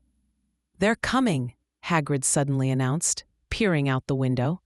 They saw Dumbledore, Fudge, the committee member, and the executioner approaching from the castle. Hagrid ushered them out the back door, where Buckbeak was tethered to a tree, nervously pawing the ground. "Go!" said Hagrid fiercely. It's bad enough without you lot in trouble and all." Under the invisibility cloak, they set off toward the castle. As they climbed the sloping lawn, Scabbers went berserk, squeaking and fighting to escape Ron's pocket. Behind them came the unmistakable sound, the swish and thud of an axe. "They did it!" Hermione whispered, swaying on the spot. "I don't believe it! They did it!" Chapter 17, Cat, Rat, and Dog. Harry's mind had gone blank with shock. The three of them stood transfixed with horror under the invisibility cloak. The very last rays of the setting sun cast a bloody light over the grounds. Behind them, they heard a wild howling. "Hagrid!" Harry muttered, but Ron and Hermione seized his arms. "We can't," said Ron, paper white. "He'll be in worse trouble if they know we've been to see him." They set off back toward the castle. Darkness settled around them like a spell. Suddenly, Scabbers began wriggling madly in Ron's pocket. "What's the matter with you, you stupid rat? Stay still. Ouch, he bit me." The rat escaped Ron's grip and scampered away. In one bound, Crookshanks sprang after him. Ron threw off the invisibility cloak and pelted into the darkness. Harry and Hermione followed at a sprint. They found Ron sprawled on the ground, clutching the quivering Scabbers in his pocket. Without warning, an enormous, pale-eyed, jet-black dog bounded toward them from the darkness. It leaped at Harry, knocking him over, then turned and attacked Ron, dragging him by the arm toward the whomping willow. Harry and Hermione rushed forward, but were struck by the tree's thrashing branches. They watched helplessly as Ron disappeared into a gap in the roots. A horrible crack cut the air. Ron's leg had broken. "Harry, we've got to go for help," Hermione gasped. "No, that thing's big enough to eat him. We haven't got time." Crookshanks darted between the battering branches and pressed his paw against a knot on the trunk. Instantly, the tree froze. Harry and Hermione slid down an earthy slope into a low tunnel.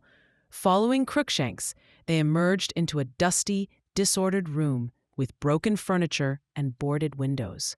"Harry," Hermione whispered, "I think we're in the Shrieking Shack." They crept upstairs and found Ron on the floor beside a four-poster bed, clutching his broken leg. Crookshanks purred on the bed. "Ron, are you okay?"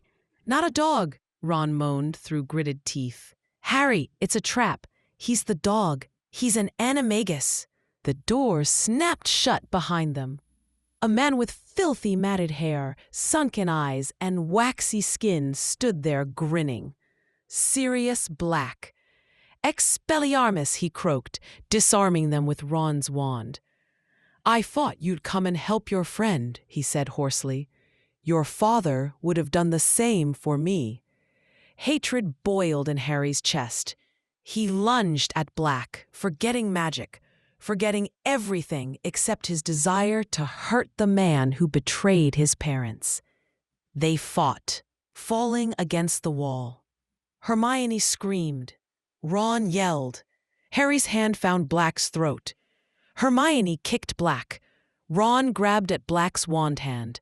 Harry retrieved his wand and pointed it at Black's heart. "Going to kill me, Harry?" Black whispered. "You killed my parents," said Harry, his voice shaking slightly, but his wand hand steady. "I don't deny it," Black said quietly. "But if you knew the whole story, you sold them to Voldemort. That's all I need to know."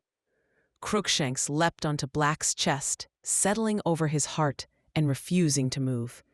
Harry hesitated, wand raised. Suddenly, footsteps thundered up the stairs. Professor Lupin burst in, took in the scene, and disarmed them all with a quick Expelliarmus. Lupin stared at Black. "Where is he, Sirius?" Black pointed at Ron. But then, Lupin muttered, "Why hasn't he shown himself before now? Unless he was the one, unless you switched, without telling me." Black nodded. Lupin lowered his wand, pulled Black to his feet, and embraced him like a brother. "I don't believe it," Hermione screamed. "I've been covering up for you. I trusted you. Harry shouted at Lupin, "and all the time you've been his friend." "You're wrong," said Lupin. "I haven't been Sirius's friend, but I am now. Let me explain." "No!" Hermione screamed. "Harry, don't trust him. He's been helping Black get into the castle. He's a werewolf." A silence fell. Lupin remained calm but pale. "Not at all up to your usual standard, Hermione," he said. "I have not been helping Sirius get into the castle, and I certainly don't want Harry dead, but I won't deny that I am a werewolf." Lupin explained that Dumbledore knew of his condition when hiring him. He returned their wands, proving he meant no harm. "If you haven't been helping him," Harry said with a furious glance at Black, "how did you know he was here?" "The map," said Lupin. "The Marauders' map. I helped write it. I'm Moony." Lupin explained how he watched them on the map and saw a fourth person with them, someone he thought impossible. "Do you think I could have a look at the rat?" he asked Ron evenly. Ron hesitated, then produced the thrashing Scabbers.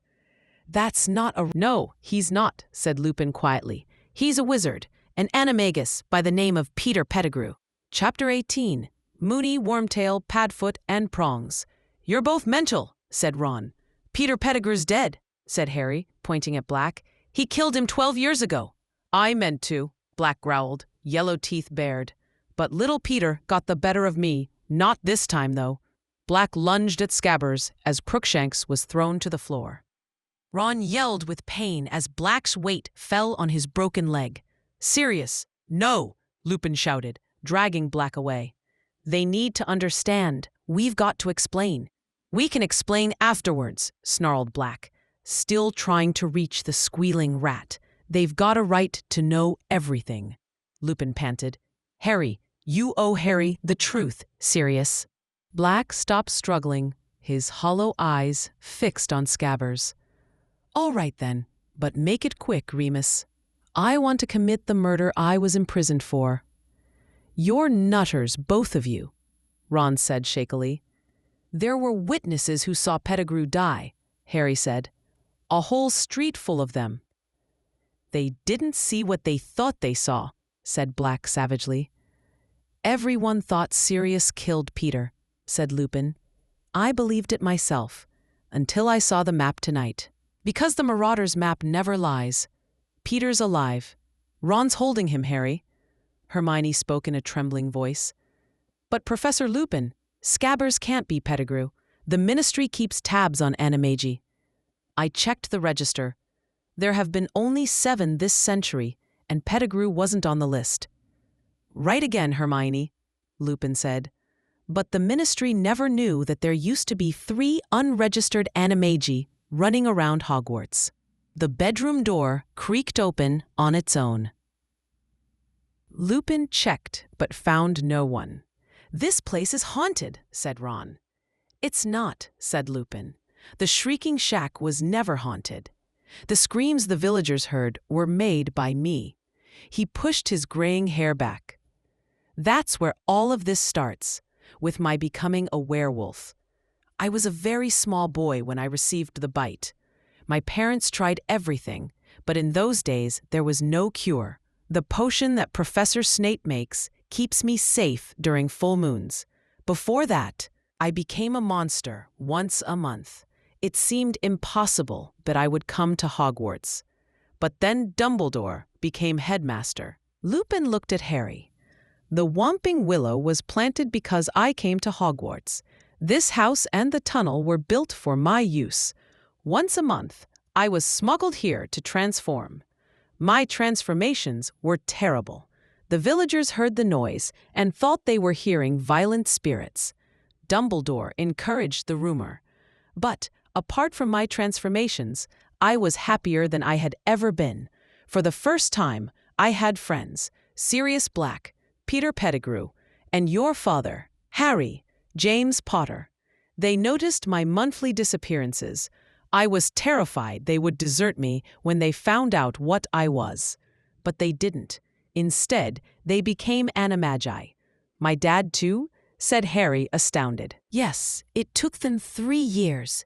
Your father and Sirius were the cleverest students in the school. Peter needed all their help. In our 5th year, they managed it. But how did that help you? Asked Hermione. A werewolf is only a danger to people. They kept me company as animals. Under their influence, I became less dangerous. Soon we were leaving the Shrieking Shack and roaming the grounds at night. That's how we came to write the Marauders map and sign it with our nicknames. Sirius is Packfoot, Peter is Wormtail, James was Prongs. That was still really dangerous, Hermione exclaimed. A thought that still haunts me, said Lupin heavily. There were near misses. We were young, thoughtless, carried away with our own cleverness. I felt guilty about betraying Dumbledore's trust. He had admitted me when no other headmaster would have. He never knew I had led 3 students into becoming illegal animagi. All this year, I've wondered whether I should tell Dumbledore that Sirius was an animagus, but I didn't. I was too cowardly. I convinced myself that Sirius was using dark arts learned from Voldemort. Snape? Said Black harshly. What's Snape got to do with it? He's teaching here as well, said Lupin. Professor Snape was at school with us. He fought against my appointment. Sirius played a trick on him which nearly killed him, a trick which involved me. It served him right, Black sneered, sneaking around, trying to get us expelled. Severus was interested in where I went every month, Lupin continued. He especially disliked James. Sirius thought it would be amusing to tell Snape how to follow me. Your father went after Snape and pulled him back, at great risk. Snape glimpsed me, though. He was forbidden by Dumbledore to tell anybody, but from that time on, he knew what I was. So that's why Snape doesn't like you, said Harry slowly, because he thought you were in on the joke. That's right, sneered a cold voice from behind Lupin. Severus Snape was pulling off the invisibility cloak, his wand pointing directly at Lupin. Chapter 19. The Servant of Lord Voldemort. Hermione screamed. Black leapt to his feet. Harry jumped as though he'd received an electric shock. I found this at the base of the Whomping Willow, said Snape, throwing the cloak aside, his wand pointing directly at Lupin's chest. His face was full of suppressed triumph. You forgot to take your potion tonight, Lupin.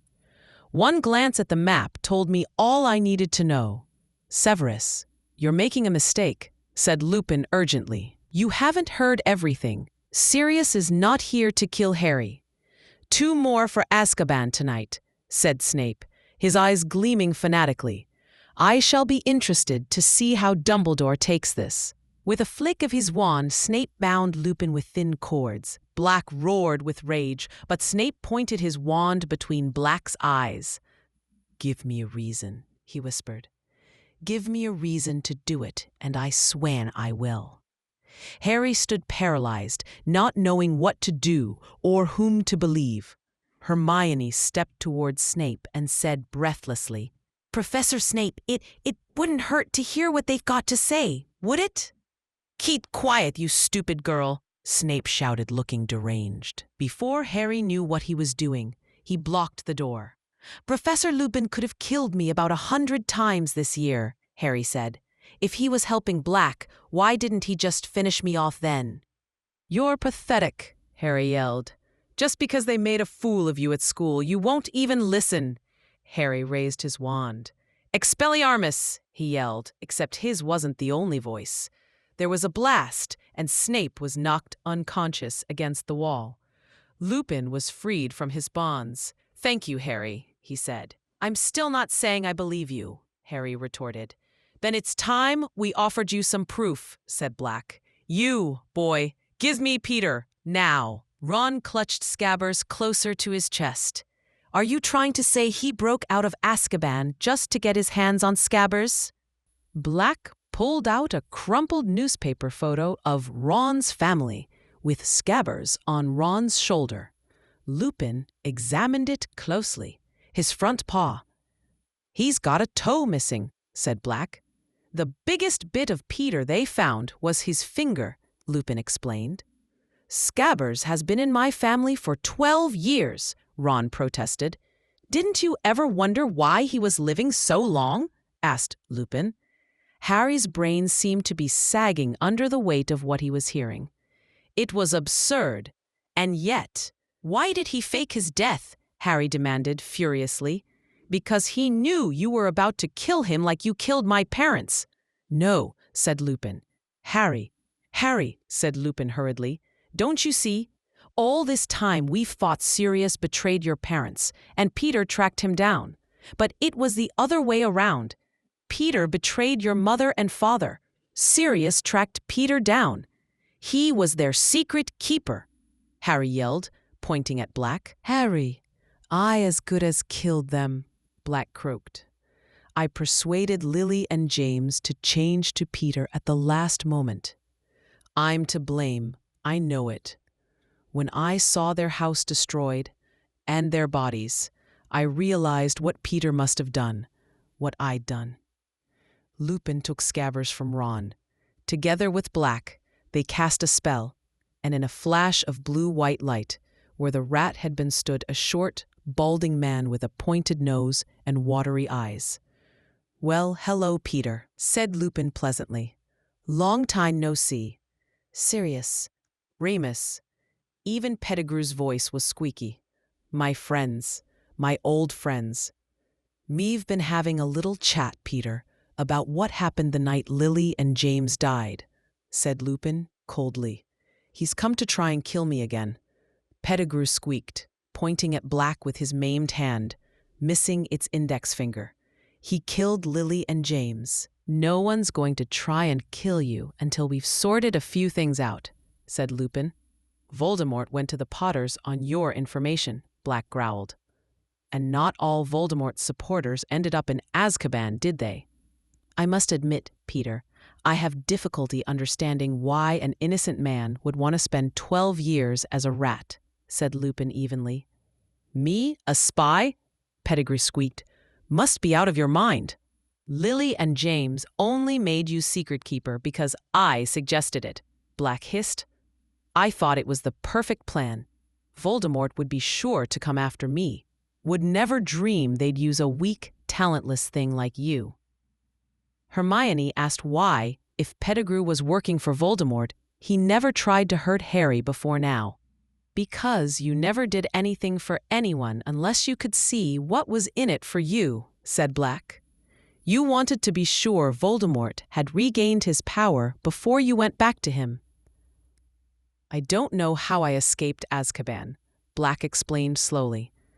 "I think knowing I was innocent kept me sane. When I saw Peter in that picture with Harry at Hogwarts, I had to do something. I slipped past the Dementors as a dog and swam to the mainland." He looked at Harry, who did not look away. "Believe me," croaked Black. "I never betrayed James and Lily. I would have died before I betrayed them."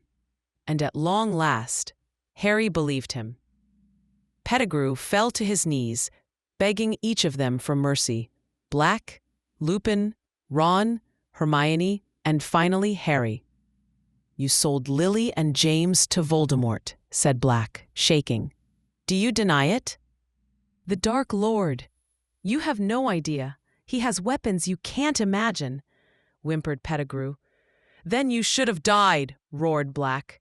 "Died rather than betray your friends, as we would have done for you." Black and Lupin raised their wands, ready to kill Pettigrew. "No," Harry yelled, placing himself between them. "You can't kill him. We'll take him to the castle. He can go to Azkaban." "Harry," gasped Pettigrew, flinging his arms around Harry's knees. "Get off me," Harry spat. "I'm not doing this for you. I'm doing it because I don't reckon my dad would have wanted his best friends to become killers just for you. You're the only person who has the right to decide, Harry," said Black. Lupin bound Pettigrew with magical cords. They made arrangements to transport the unconscious Snape and the captive Pettigrew back to the castle, with Crookshanks leading the way out of the shrieking shack. Chapter 20: The Dementor's Kiss. Harry had never been part of a stranger group. Crookshanks led the way, followed by Lupin, Pettigrew, and Ron, moving like entrants in a six-legged race. Professor Snape drifted along, suspended by Sirius's wand, with Harry and Hermione bringing up the rear. As they made their slow progress through the tunnel, Sirius turned to Harry. "You know what this means, turning Pettigrew in?" "You're free," said Harry. "Yes," said Sirius, "but I'm also... and I'm your godfather." "I knew that," said Harry. "Well, your parents appointed me your guardian," said Sirius stiffly. "If anything happened to them?" "What, live with you?" Harry said. "Leave the Dursleys?" "Of course I thought you wouldn't want to," said Sirius quickly. "Are you insane?" said Harry. "Of course I want to leave the Dursleys." Sirius's gaunt face broke into the first true smile Harry had seen upon it, as though a person 10 years younger were shining through the starved mask. They emerged onto the dark grounds and set off toward the castle. Suddenly, a cloud shifted, bathing them in moonlight. Lupin froze, his limbs beginning to shake. "Oh my!" Hermione gasped. "He didn't take his potion tonight. He's not safe." "Run," Sirius whispered. "Run, now." Lupin's transformation was terrible to witness. His body lengthening, shoulders hunching, hair sprouting on his face and hands. Sirius transformed into an enormous bear-like dog and bounded forward, seizing the werewolf by the neck as it wrenched free from its restraints. In the chaos, Pettigrew dove for Lupin's dropped wand. There was a bang, a burst of light, and Ron lay motionless. Another bang sent Crookshanks flying. "Expelliarmus!" Harry yelled, but too late. Pettigrew had transformed into a rat and disappeared into the grass. The werewolf fled into the forest, and Sirius, bleeding from gashes across his muzzle, bounded away after Pettigrew. Harry and Hermione were left with the unconscious Ron when they heard a dog yelping in pain near the lake. "Sirius," Harry muttered, and they ran toward the sound. At the lakeshore, they found Sirius in a human form, crouched with his hands over his head. "No," he moaned. "No. Please." Then Harry saw them, at least 100 Dementors gliding around the lake. The familiar icy cold penetrated his insides, fog obscuring his vision. "Hermione, think of something happy," Harry yelled, raising his wand. "I'm going to live with my godfather. I'm leaving the Dursleys. Expecto Patronum, expecto Patronum." Sirius lay motionless on the ground, pale as death. Hermione collapsed beside Harry, who fought desperately against the encroaching Dementors. "Expecto Patronum," Harry yelled, trying to blot out the screaming in his ears. A thin wisp of silver escaped his wand as Harry's knees hit the cold grass.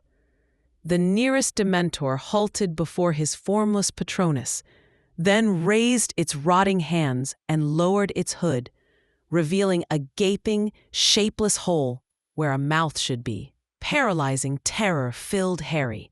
His Patronus flickered and died as strong, clammy hands attached themselves around his neck, forcing his face upward.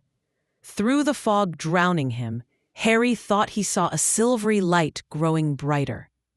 He fell forward onto the grass, too weak to move.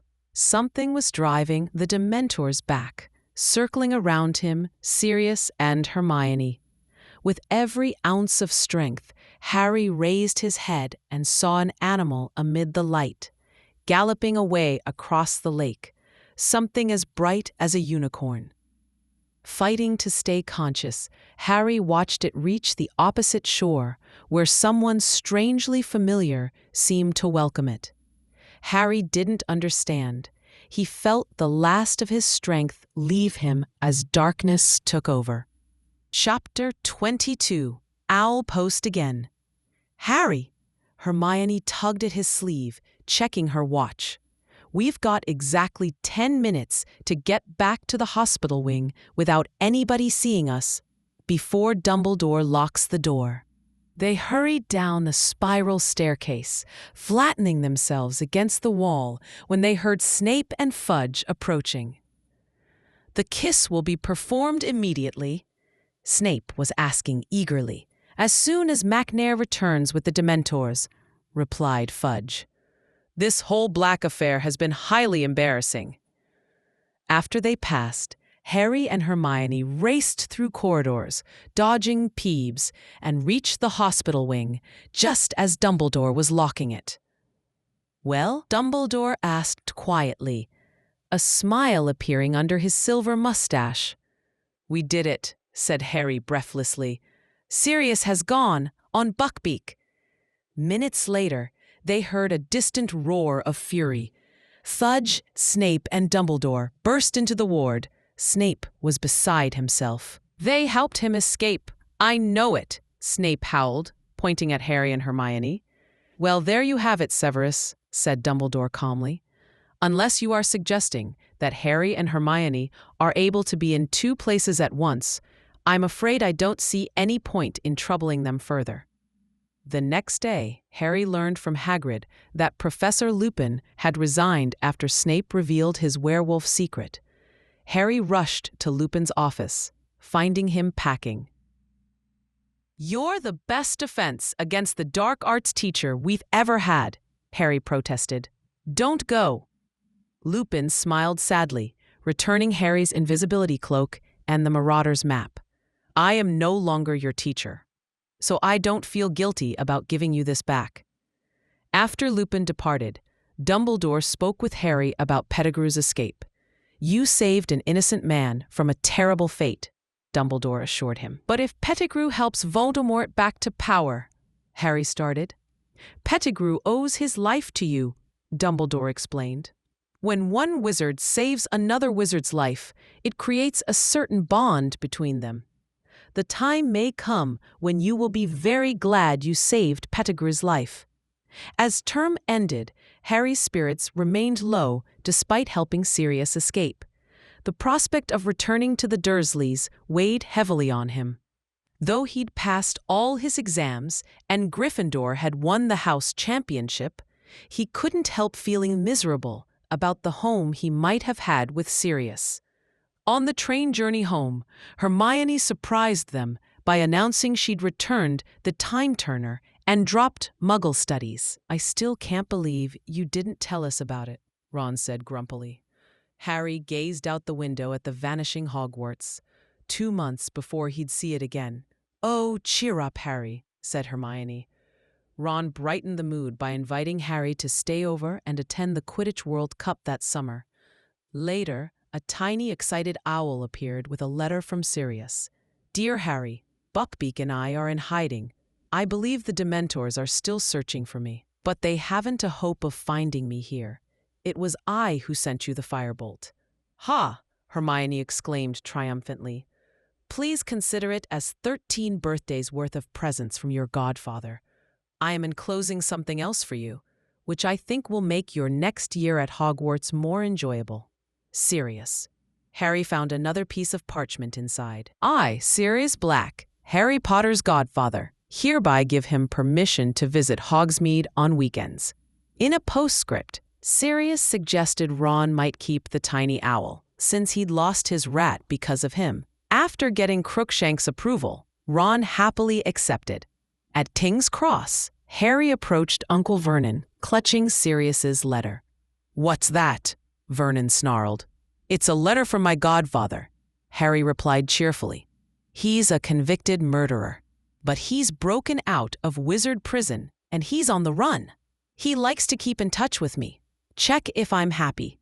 Grinning broadly at the look of horror on Uncle Vernon's face, Harry set off toward the exit, anticipating a much better summer than the last. Chapter 22. Owl Post Again.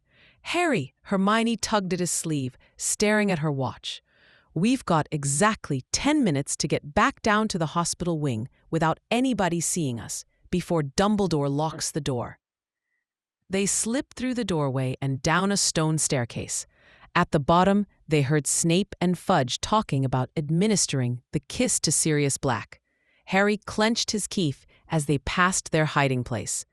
After waiting a moment, Harry and Hermione ran in the opposite direction, narrowly avoiding Peeves.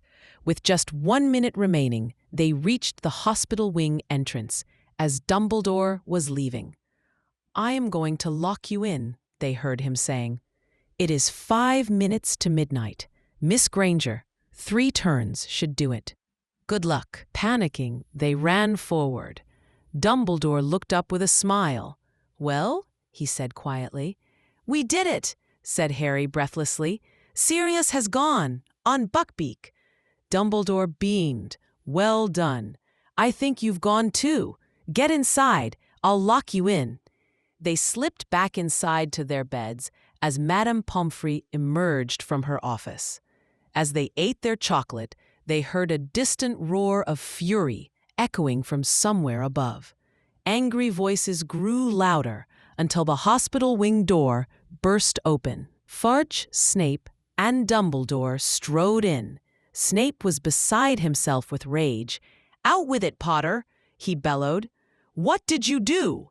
"Professor Snape," shrieked Madame Pomfrey. "Control yourself." "They helped him escape, I know it," Snape howled, pointing at Harry and Hermione. "That will do, Severus," said Dumbledore quietly.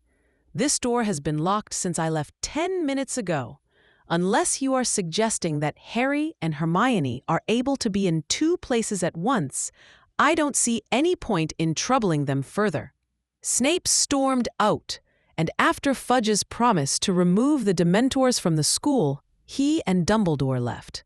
Ron woke up, confused about what had happened. "You explain," said Harry, helping himself to more chocolate. The next day at noon, Harry, Ron, and Hermione walked onto the grounds, discussing the previous night's events. They met Hagrid, who was overjoyed about Buckbeak's escape, and who informed them that Professor Lupin had resigned after Snape revealed his werewolf secret to everyone. Harry hurried to Lupin's office, finding him packing his belongings. "I saw Hagrid," said Harry, "and he said you'd resigned. It's not true, is it?" "I'm afraid it is," said Lupin, emptying his desk drawers. "This time tomorrow, owls will arrive from parents. They will not want a werewolf teaching their children. You're the best defense against the dark arts teacher we've ever had," Harry protested. "Don't go."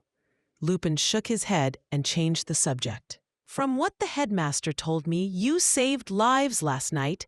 Tell me about your Patronus." Harry explained what had happened, and Lupin smiled. "Yes, your father was always a stag when he transformed. That's why we called him Prongs." Lupin returned Harry's invisibility cloak and the Marauder's map. "I am no longer your teacher, so I don't feel guilty giving you this back. I dare say you, Ron, and Hermione will find uses for it." After Lupin left, Dumbledore spoke with Harry, who was miserable that Pettigrew had escaped. "It didn't make any difference," Harry said bitterly. "It made all the difference in the world," Dumbledore replied. "You helped uncover truth. You saved an innocent man from a terrible fate." Harry told Dumbledore about Professor Trelawney's prediction that Voldemort's servant would return to him. Was she making a real prediction? "I think she might have been," Dumbledore said thoughtfully. "That brings her total of real predictions up to 2. But I stopped Sirius and Professor Lupin from killing Pettigrew. That makes it my fault if Voldemort comes back." "It does not," said Dumbledore. "You did a noble thing. Pettigrew owes his life to you. When one wizard saves another wizard's life, it creates a certain bond between them. The time may come when you will be very glad you saved Pettigrew's life." Dumbledore also comforted Harry about mistaking his own Patronus for his father. "You think the dead we have loved ever truly leave us? Your father is alive in you, Harry, and shows himself most plainly when you have need of him. How else could you produce that particular Patronus? Prongs rode again last night." As the end of term approached, Harry's spirits were low despite their success in freeing Sirius. The prospect of returning to the Dursleys weighed heavily on him, especially after briefly believing he would live with his godfather.